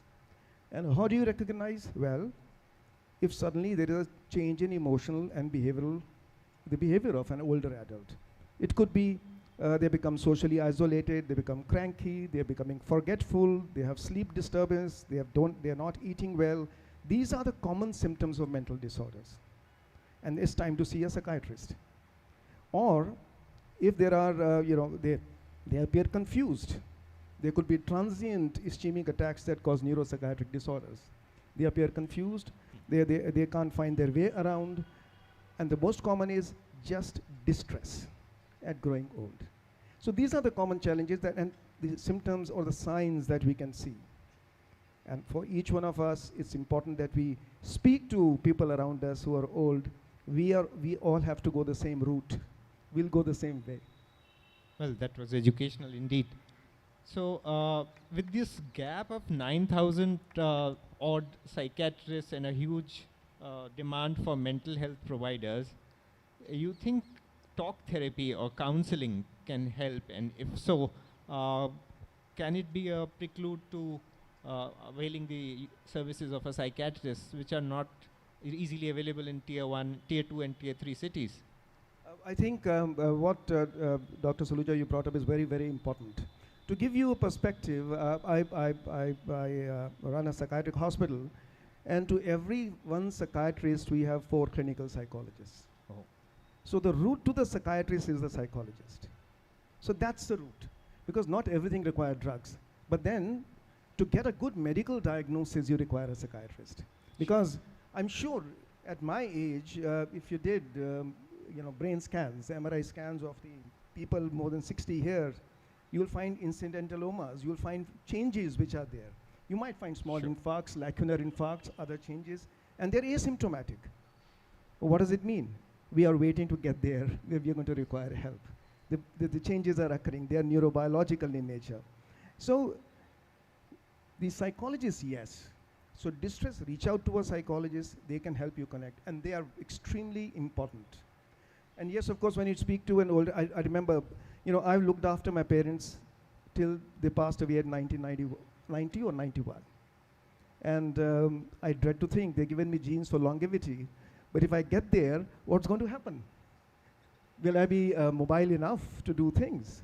With all the good work you're doing, I think you'll have a very graceful later years, sir. Oh, well, thank you for that. Well, let's hope that's how it is going to be. So I'll just wind up. I'll just take a minute if I'm permitted. That to make conversation about mental health common, speak about it, talk at home. It's like it was said that about organ donation, dining table conversations, talk at home. And talk about evolution. Don't talk about needing support or therapy. Talk about requiring to growth, resilience, in positive manner. And it's acceptable. I remember I was speaking with my father. He was 84 years old. And he quoted Ghalib, and he said, the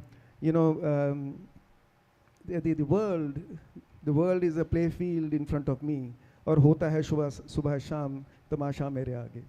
Basicha itwal hai dunya mere aage. Now, it was dispassionate. Now, and then he said that when he wants to die, and I asked I looked for depression, there was no depression. I spoke to my peers that what was he saying? What he meant was, I have lived my life and I'm ready to go. Now, accepting that age, talking even about departure, talking about death, talking about making a will, talking about organ donation for that matter, that becomes really, really important. And then prepares the entire family. And there is then talk, and then there are therapists who can be reached. And it's not necessarily clinical psychologists. There are less clinical psychologists than psychiatrists in our country. So you'll have other counselors, and there could be lay counselors, there could be support groups. We have national policy for the older people, yes, which provides for nutrition and medical support. We have national policy for health of elderly people, which is a part of the Ayushman Bharat policy. Campaign. These policies, initiatives need to be strengthened. And at a community, a dialogue needs to be built up. And very Thank recently, the Assam government enacted another law in favor of the aging population, who are not cared for by their... Right. So elderly abuse is another issue, and neglect of elderly, or neglect of anyone, is the worst form of abuse. Thank you, sir. Thank you very much. Sonalika, like mental health, the nutrition, the food that we eat impacts our physical health too. Absolutely. So as we age, our nutritional requirements change, and so does the availability of food.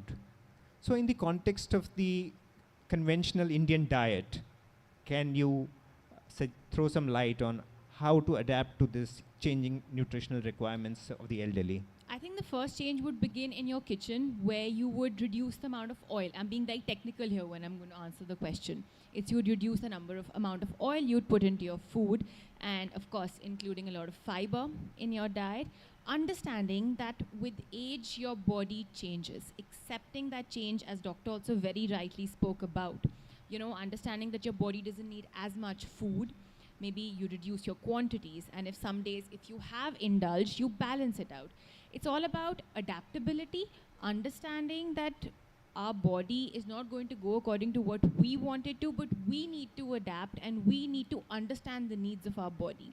So, of course, getting in a good amount of exercise, very basic walks, and good quality food. So the choice of what we're eating, what we're putting inside our body, the quality of the produce we're buying, the less amount of packaged food we eat in our diet, the less number of health issues we're going to have. And quite frankly, it's also going to have an impact on our mental health, because unknowingly the amount of stuff we're putting into our gut directly impacts how efficient we are, how happy, how well our mood is through the day, and how actually productive we can be. Okay, that's one way of suggesting that we avoid packaged foods, but they're so convenient for people who are living alone, you know. Yeah. And in the changing reality of families in India, in Delhi, with children working out of in other cities, other countries, going for studying, and the family is kind of disintegrating, and Right. children seem to be not there for the not by choice but by circumstances. And so these elderly people who live alone do not have access to do not always have access to fresh produce Right. on a regular basis. Yeah. So for them, do you have any practical tips?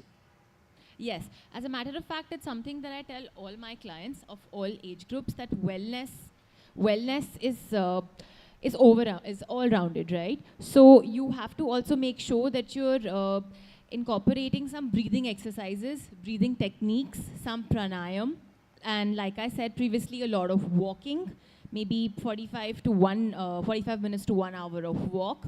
And pranayam, I find, is a very, very useful tool.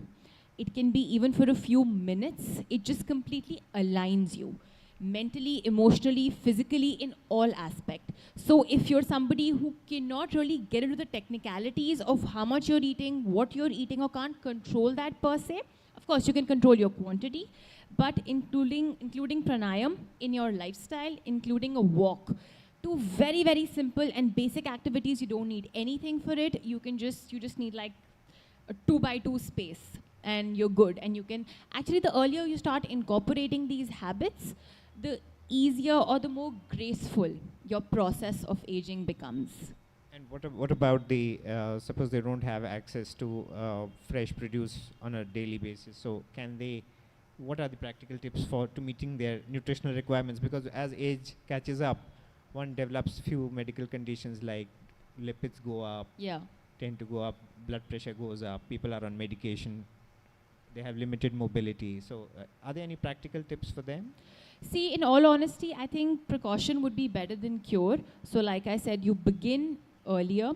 But in any case, when you are faced with something on those lines, I think having a mental fortitude of not giving up and trying as hard as possible to live up to what you're putting, to keep a track of what you're putting into your body is very important. When your dependability increases, I understand that you can't control, like you very rightly said, you don't know what all, you can't always control what you're having and what you're putting into your body. The quantity game in that aspect is a very, very major factor. You don't have to completely fill your stomach. You can maybe just leave about 25 to 30% of it empty after a certain age. And this one trick is really going to do wonders. Thank you very much Thank for you. that enlightening discourse. How, as we age, we tend to look different, we tend to feel different, we tend to move differently.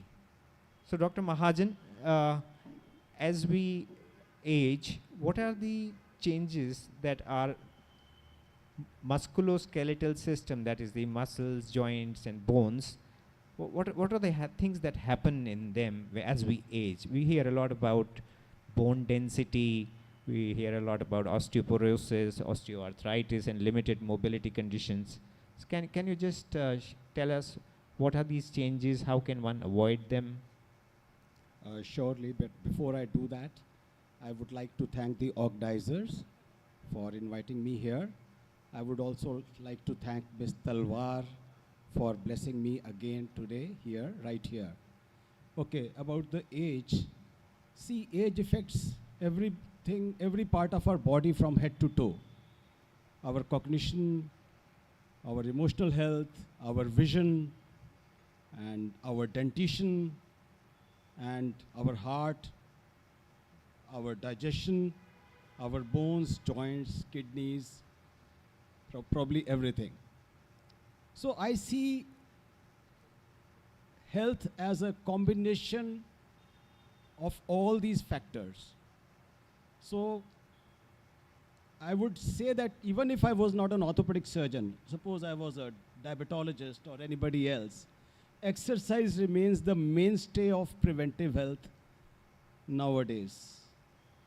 any amount of exercise is good enough, but the more we do, and earlier we start, as Sonalika just now mentioned, it will have a compounding effect over the years.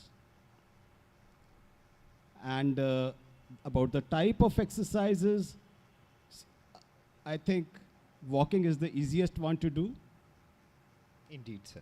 And aerobics, maybe some of you have heard the zone 2 thing. Zone 2 is something defined as that you are doing an exercise where you can have a conversation, but it is trained. It is not as free as I am speaking now. It is a wonderful way of reversing all these all the effects of aging. With zone 2 exercise, like jogging, dancing, and all that, your cognition improves, your emotional health improves, your heart health improves. The heart pumps better. And if the circulation is improving, obviously so many other things are impacted. Our bones are impacted, our digestion is impacted, our sleep is better. So if you were to ask me, probably muscle is the most important organ in the body. If it is doing well, probably rest, everything is doing well. Thank you, sir. Sir, it is said that sitting is the next smoking. And with sedentary lifestyles replacing our active lifestyles in the past, how do we mitigate the bad effects of sitting for long or sedentary lifestyles on our joints, muscles, and bones? Because that is something that every aging person does. They continue to sit for a longer time.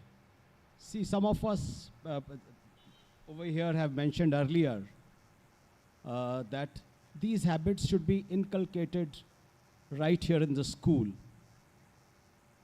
If I were to allow it, I would have a 12-story building, first class on the first floor, second class on the second floor, and there are no lifts. But of course, that's just an imagination or a... So it has to be inculcated right here. I do my exercises in my flights, in the train journeys, in my hotel room. If I am a guest somewhere, my exercise never stops. It started here. I joined here in 1972, and it has never stopped. It goes on, and it shall go on till my last breath. So I do not know how to answer that question. But when I see patients, I take their history. They come to me for their pains and other problems, but I also take their nutritional history, their exercise history, their sleep history.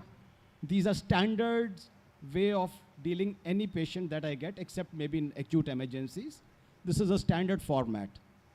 And by identifying what needs to be done, I just prescribe 1 or 2 easier things which a patient can do probably. I discuss it with them. Would you like to do this? If the answer is no, this is difficult, I'll give them some other choice. But everything starts with a small step.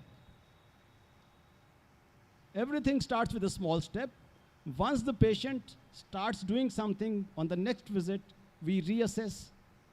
We praise them for having done something, if they have done. And if they have not been able to do, we try to find out what was the reason for that. So that's how I go about it. So, sir, you mean to say persistence and regularity are of prime importance, and it is more important to start to be great than to be great to start something, right, sir? That's fine, but I think hand-holding is the most important thing for me. I never tell my patients you have to start doing exercises. I would send them to a physiotherapist. I'll give them small tips, and I will not leave them alone, because that to me sounds like saying, beta ye kitabein hain, pad lena, saal ke aakhir mein exam hoga, exam de dena. It never works like that.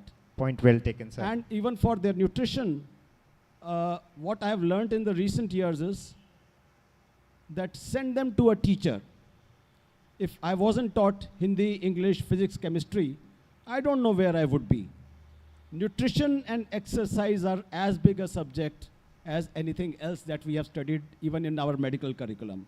Surely. And I try to send my patients to a physiotherapist, to a trainer, to a nutritionist, rather than doing it for a long time on my own. But I am the first one who's approached. I have to have some basic sense of nutrition and exercise. And from there on, if they are carrying on for a longer time, they are referred to the specialists. And even for their emotional health, yes. Thank you, sir. Thank you very much for sharing your pearls of wisdom. Dr. Ahuja, sir, so as we age, one looks differently as well. And with the pollution around in all the cities that we live in, especially in Delhi, how does this gets compounded by aging and affect our skin? So I'll come to the pollution aspect later, since I'm the last speaker and I have the privilege of summarizing what you are expert comments only. So I'm the last panelist here. So I have the privilege of summarizing all what you have heard about aging. So aging doesn't affect one organ at a time. Sir, close. Aging is a complex interplay of genetics and environment. And you can do nothing about genetics, but you can modify your environment. Pollution may be one of them. So diet is very important, as Sonalika has said, what you are eating. Exercise, extremely important, as Dr. Mahajan has emphasized and others have emphasized. And not just exercise of lungs or pranayam or musculoskeletal, any kind of exercise is important because it keeps you, keeps your youthfulness there. And then avoidance of all kinds of stress. Stress raises the cortisol level in the body. That causes an oxidative crisis and it leads to an inflammatory response which enhances the aging and creates havoc in the body milieu. So you have to avoid stress, and that is what Sunil was talking about, that all stressful conditions have to be avoided and you have to look after your mental health as well. Now coming to the skin per se, skin is also it's affected by this. So in diet I would specify that you need vitamin C and vitamin E for skin health because that builds the collagen. And on top of that, you need to sleep well. Must sleep for at least 8 hours in the night. Then you avoid sun. Sun breaks the collagen. The texture of the skin deteriorates. So you have to avoid, you need sun for vitamin D. So, but the kind of exposure you need, maybe say 30 minutes a day to get that vitamin D. But by and large, you need to avoid excessive sunlight by using creams which have SPF 50 or above, something like this. You need to avoid smoking. Again, it causes stress, oxidative stress. You need to limit your drinking. It doesn't cause cirrhosis. It affects the skin texture also. And you need to lubricate your skin all the time. You should use either Vaseline or any skin hydrating lotion to keep it lubricated and healthy. And lastly, you should not gain weight, because if you gain weight, you again lose the texture of that skin. Pollution is just one part of that environment. Obviously, small nanoparticles of the pollutants can even go transcutaneously into the circulation. They can be inhaled, and then that also can go into the circulation and cause an inflammatory response. And it can affect the youthfulness, and it can lead to further aging. Thank you, sir. So I'm sure the audience must be thinking and introspecting as to how much of smoking and alcohol consumption is being done by them, and they will seriously consider about that. But sir, for some people, their change in physical appearance with the passage of time does alter their self-esteem.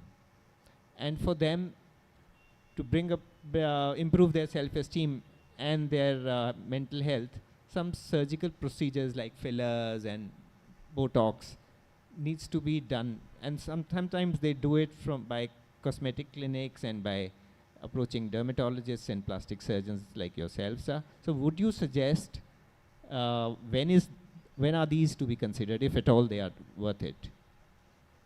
So let's understand how aging affects the face.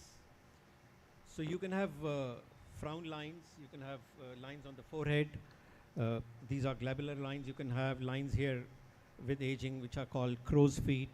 You can have bulges in the eyelids, and you can have deep nasolabial folds. You can have lines here in the lower lip which are called marionette lines. The malar fat pad, this fat pad can descend with gravity and aging. You can have wrinkling otherwise. You can have fat collection here which is jowls. You can get double chin. So this is the kind you face and neck get affected with aging. Now, when you are in your say late 30s or 40s, and if your profession demands or your social life demands that you need to look more youthful and free of those wrinkles, then only you go in for it. I wouldn't suggest that everybody should go in for it, not required. And so for dynamic lines which are due to excessive muscular activity like the frown lines or the crow's feet, you can use Botox. And the effect of Botox, I mean, these are expensive treatments. The effect of Botox will last 4 to 6 months only, and then you have to get it repeated. So you invest, it's not started here as yet, I'm not aware, but in many European and Western countries, you have lunch parties where you have Botox injections. So every 4 or 6 months, you go to that party and have a Botox injection. For deeper lines like of the nasolabial folds or the Marriott lines or deep forehead lines, you can have fillers. And the fillers effect will last depending. There are some temporary fillers, some can be semi-permanent. So these fillers will last for maybe 6 months to 1.5 years. And then again, it has to be repeated. So when you get into this cycle of fillers or Botox, you must keep in mind that you need to repeat them again and again, and you must be having loads of money to get these procedures done. Regarding surgical options, when you are in your late 40s, early 50s, and you are really not ready for surgery, because surgery means you need a facelift or something like that, you can have a in-between procedure which is called thread lift. So you can have 3 PDS threads inserted, and they can lift the jowls and the malar fat you mean pad. to say there are options available which are which are temporary, some are permanent, but they all must be having side effects. Botox and fillers are not mutually exclusive in the sense, in younger age, yes, only Botox and fillers, or you can have lasers, non-ablative lasers or radio frequency. They all modify the collagen in the skin and lead to little bit of tightening. But when you are going in for a facelift or you are going for a blepharoplasty, then you may need a supplementary filler. You may need a supplementary surgical procedure. You may also need a non-ablative laser or some other laser to resurface. So at that age, it is not mutually exclusive, but it depends. So a lot of people are scared of undergoing surgery, so they say, okay, just do this, just do this. Sir, thank you, sir. So it would be a fair assumption to say that these all procedures and they come with their own risks, costs, and they come with costs and their durations. They come with costs.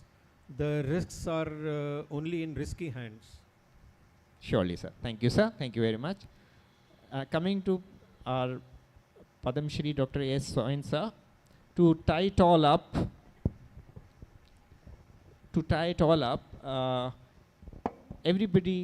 Liver does a whole lot of cleansing for our body in terms of metabolic processes. It is the metabolic headquarters of our, would it be fair to say that? And you being the doyen of liver surgery, and you lead one of the most successful liver transplant units in probably in this region of the world. So can you just sum up everything and tell us how an integrated approach to aging gracefully in terms of metabolic health, how is that possible? Is it possible to befriend the metabolism and make it work so that it ages us gracefully, then we work against it, like the lifestyle goes left and the metabolism goes right. So can we just integrate and have an integrated approach so that liver health contributes to a graceful aging process? Thank you very much for first contextualizing why I'm sitting here, because people will be like, this guy's a liver expert and what's he doing talking about anti-aging and longevity? Well, metabolic health has everything to do with longevity, and sadly, India is the capital of metabolic dysfunction in the world. We are number 1 in type 2 diabetes. We are number 2 in hypertension. We are number 2 in fatty liver disease. We are number 1 in dyslipidemia, which is bad lipids. And we are also, will you believe it, number 2 in obesity. Obesity, yes. So these are the 5 things that go on to make metabolic dysfunction or metabolic syndrome. And liver actually sits in the heart of this metabolic ecosystem. And that's what I'm doing sitting here. How does that happen? Because when you consume fats, they're digested and the metabolites are actually then further broken down in the liver by fat pathways, both fat metabolism in the sense that both lytic pathways, which break down fats, and genesis or lipogenesis pathways, which make fats, right? So the fat that you consume, or for that matter, even glucose or sugars or carbohydrates that you consume, what will become of them is decided in the liver, and of course by your body habitus and the kind of diet you're having and all that, right? So that's one part.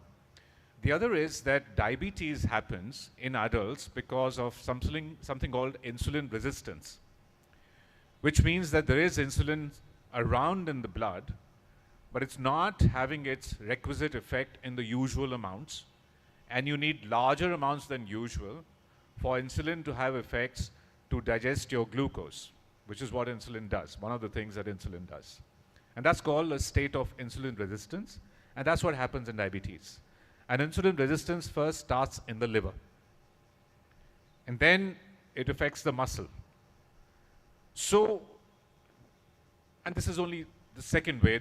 There is this interrelation between liver and metabolic health all the way across. People who have fatty liver disease are more prone to cardiovascular disease, they're more prone to other diseases related to diabetes, they're more prone to diabetes itself, and vice versa. People who have diabetes and cardiovascular disease are more likely to have fatty liver disease. So really there is this interwoven kind of relationship between liver and metabolic health. Hello, yeah. So how does one put together integrated or integrative medicine for healthy longevity?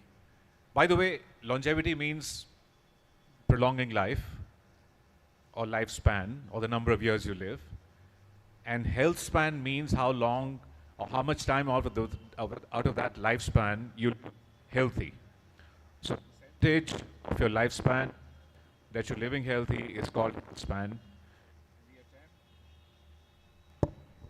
And the attempt is to have a long health span and a long lifespan, so that if you live till 85, you live healthy until 85. Otherwise, no one wants to live till 85 or 90. So you have to put together integrative medicine. What does it mean? It means conventional medicine that all of us follow. It means nutrition. It means mental well-being. It means physical well-being in terms of exercise. It also means yoga and meditation and holistic wisdom that we have in ample measure in India, to be all put together to give you holistic health.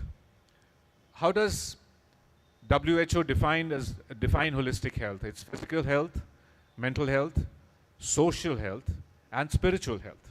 These are the 4 pillars of health according to WHO. And really, what all of us doctors end up doing is treating physical health without looking at mental health, which you spelt out so well. nearly 10% are suffering from some kind of mental disorder. I don't have to repeat all that. And what is social health? Social health means you have good connections, you have good relationships, you have a purpose to live for. What's the point of living to 100 if your life has no purpose? If you have no loved ones to love? One wouldn't wish an enemy such a long life if they didn't have friends and family to love. So I think a holistic outlook is important. Us conventional doctors, spiritual leaders, people who help with mental health, people who help with nutrition, everybody has to come in to give you 360 degrees holistic health, which is what real health is. Thank you, sir. Thank you for your pearls of wisdom. So, to wind it up all, I would request all the panelists to just give a 5-second, one takeaway, take-home message.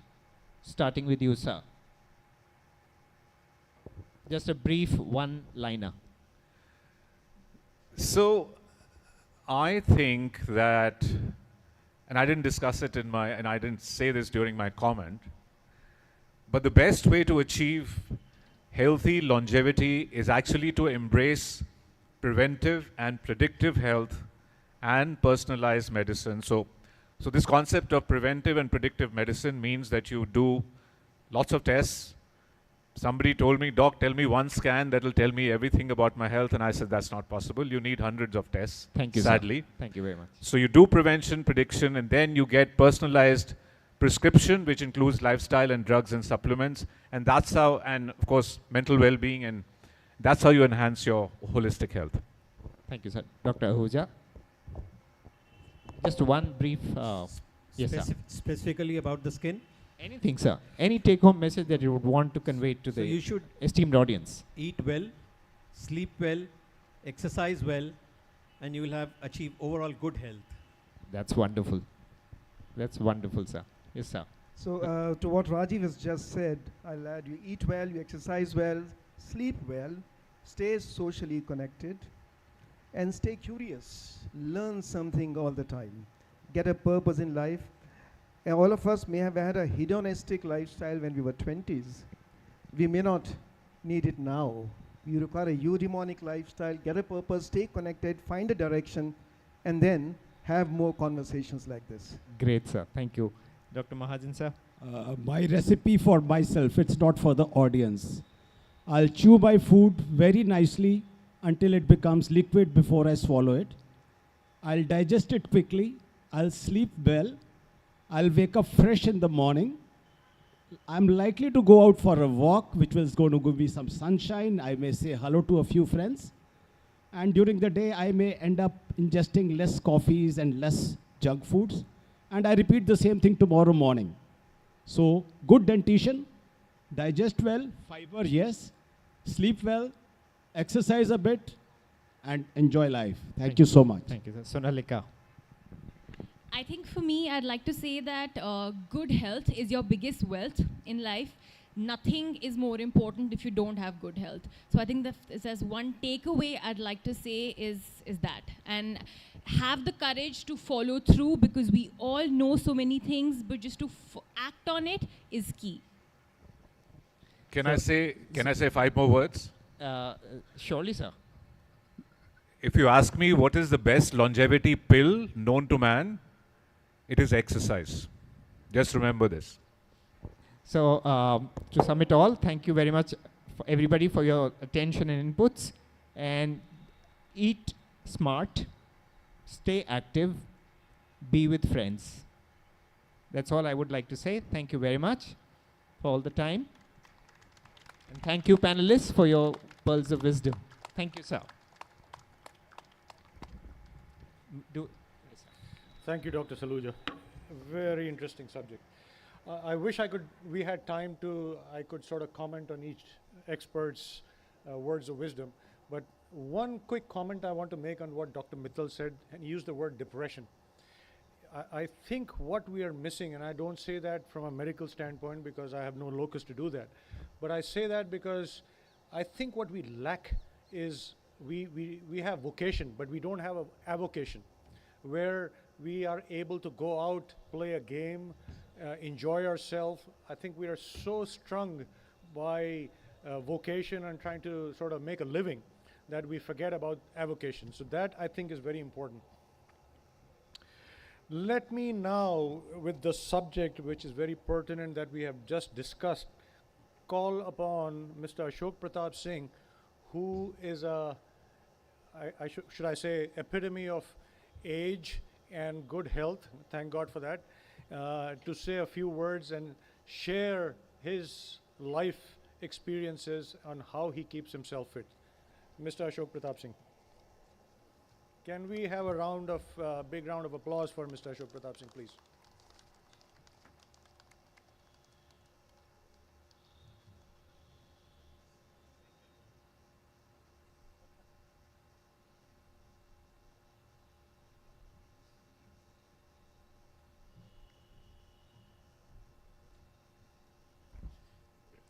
All you lifesavers,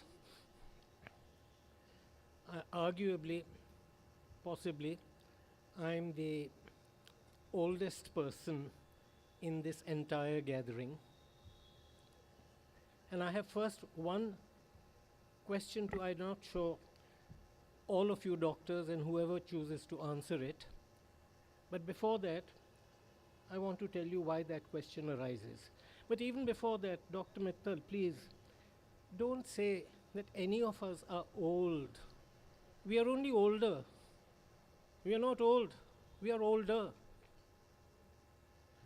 Anyway, I want to tell you of a small incident, goes back to 1983.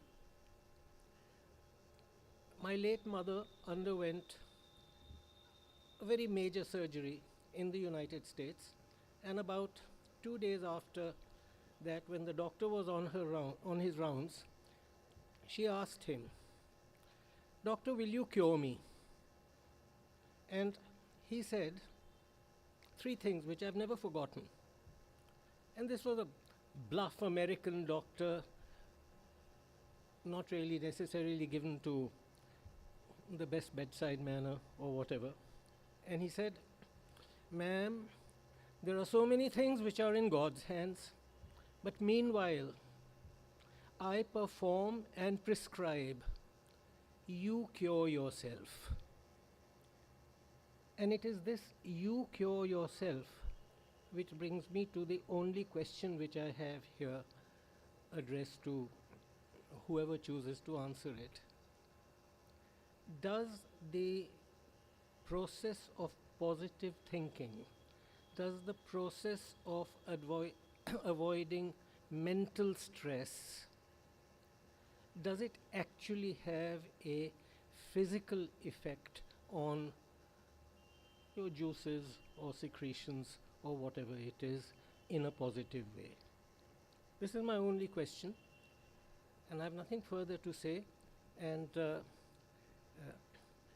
any of you gentlemen, if you could please tell me, even if to say that it's all hogwash, please do so. Yes, Dr. Mittal. Nothing more to say, ladies and gentlemen. Thank you for asking me to be here. Later this year, I will be 84.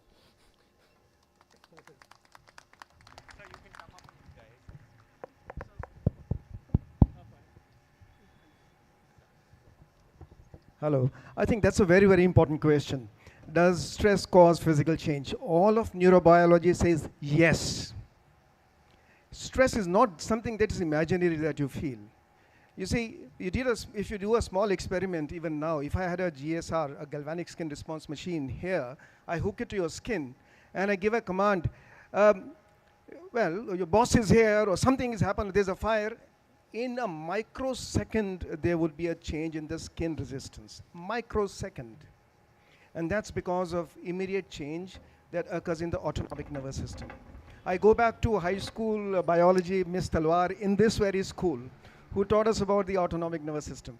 And then whatever is happening, see, there is a bottoms-up system that works in the nervous system that we take in the stimuli, the body, the brain processes it, and there's a top-down system, then it produces changes.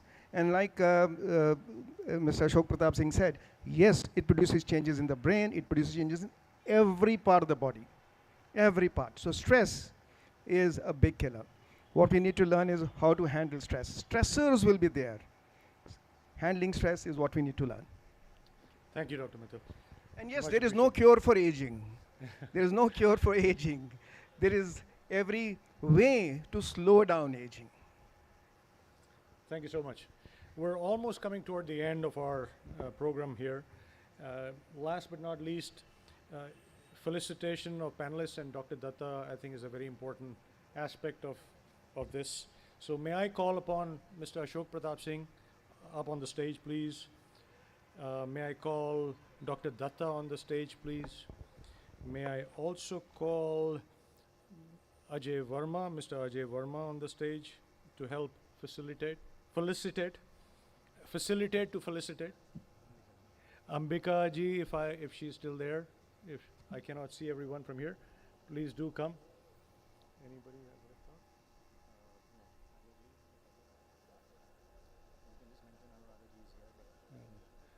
thought? I know Anuradha ji is here, but you know, it's her choice. Whatever she feels comfortable with.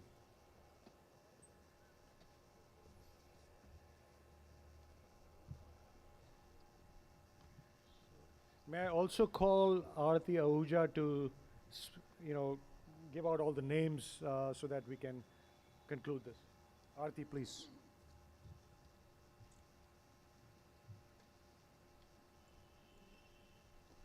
So we begin with our guest of honor, Dr. Vinay Sabharwal.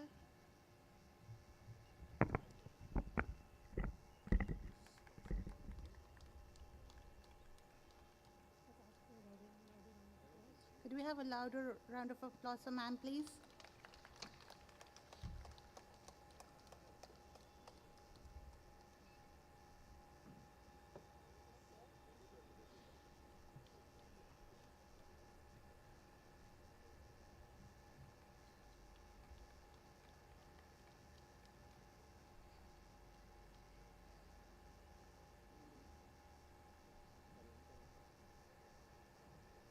For panel 1, Save a Life After Life, some of our panelists have left, and the ones that are here, we would like to call them on stage. Dr. A.S. Soin.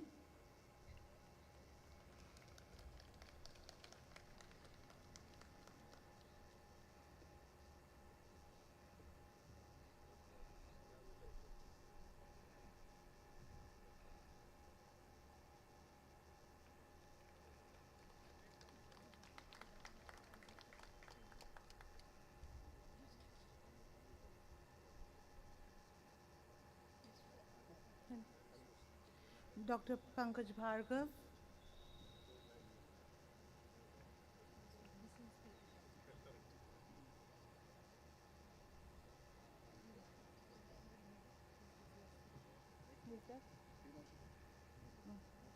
Dr. Kashyapa Harith.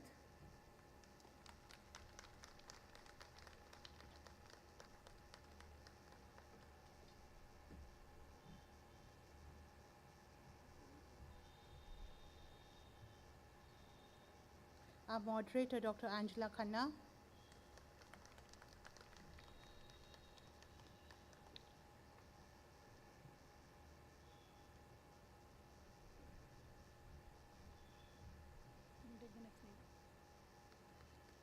Panel 2, Graceful Years, Redefining Healthy Aging. Dr. Pankaj. Before we begin with panel 2, Dr. Pankaj Bhargav is still around here. Sorry, sir.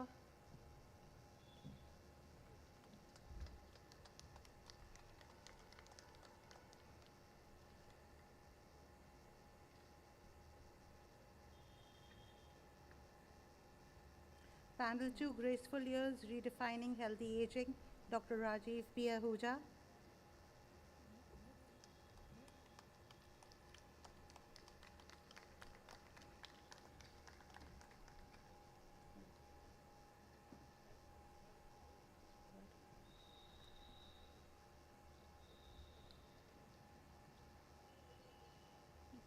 Dr. Sunil Mittal.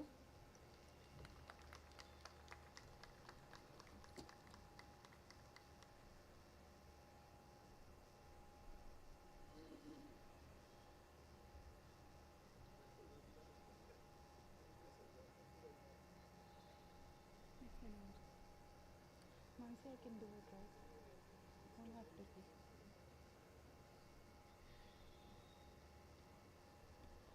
Dr. Rajiv Mahajan.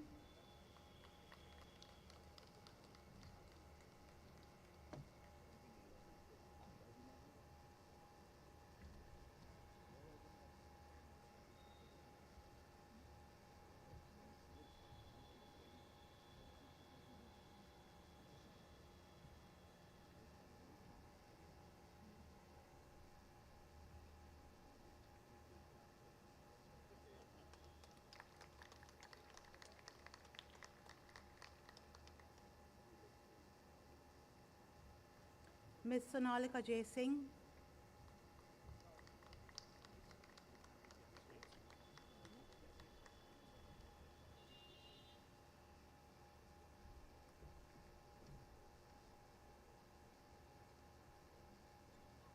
And the moderator for panel 2, Dr. Hemant Saluja.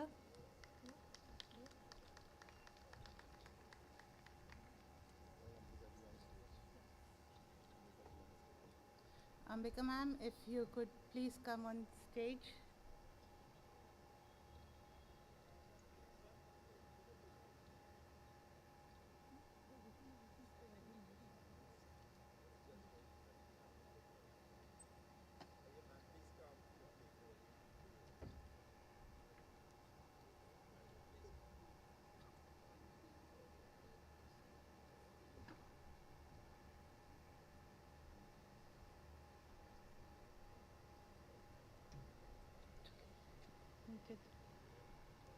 And now I would request our President, Dr. Vivek Nangia, to facilitate our beloved Principal Sir, Dr. Vijay Datta.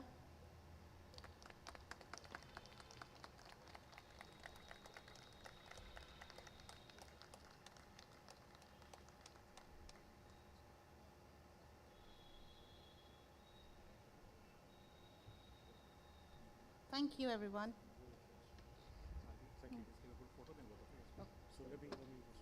Please stay with us, Sir, can I request all the panelists and members?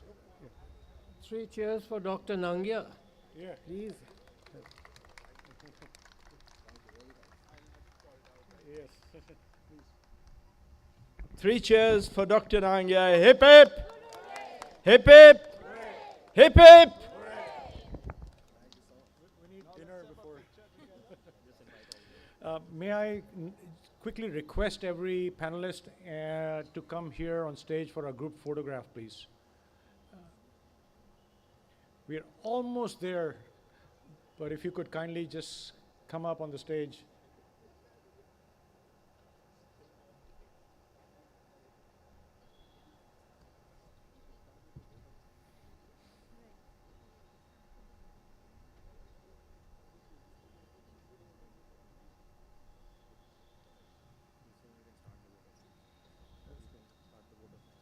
Okay. While the photograph session is on, I would invite Aarti ji to just give a vote of thanks. Thank you. Thank you to all distinguished doctor panelists and guests for honoring us with your presence this evening. Recently, on 7th April, the world acknowledged World Health Day, and this weekend, we at MSOSA are in sync with reiterating the message. The MSOSA executive team expresses gratitude to Mon School Board of Trustees, Mr. Ashok Pratap Singh, Mrs. Ambika Pant, Mrs. Anuradha Pratap Singh, Mr. Ajay Verma, former President, Mr. Vareet Sareen, Principal Modern School Vijay Datta, for his unwavering support towards the event, as well as to the dedicated school staff to their invaluable assistance in its execution. We are immensely grateful for the generous sponsorship from our esteemed sponsors. Special thanks to our guest of honor, Dr. Vinay Sabharwal, whose significant contributions were instrumental in making this event a success.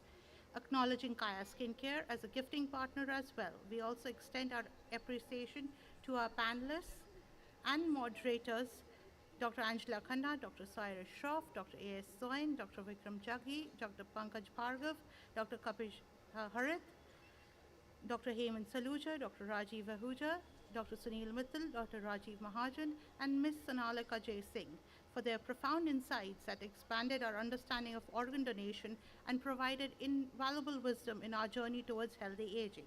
As the convener, I extend my heartfelt appreciation to President MSOSA, Dr. Vivek Nangya, and the highly dedicated MSOSA executive and the Health Conclave subcommittee team members for orchestrating a truly impactful event that has set a new standard. Recognizing that our time is finite, but the impact of health is boundless, we cordially invite you to join us for dinner, contributing to our collective happiness and well-being. Thank you. Thank you, Aarti. Now I think the important part, on behalf of the MSOSA team, invite you for dinner, please. Thank you and God bless.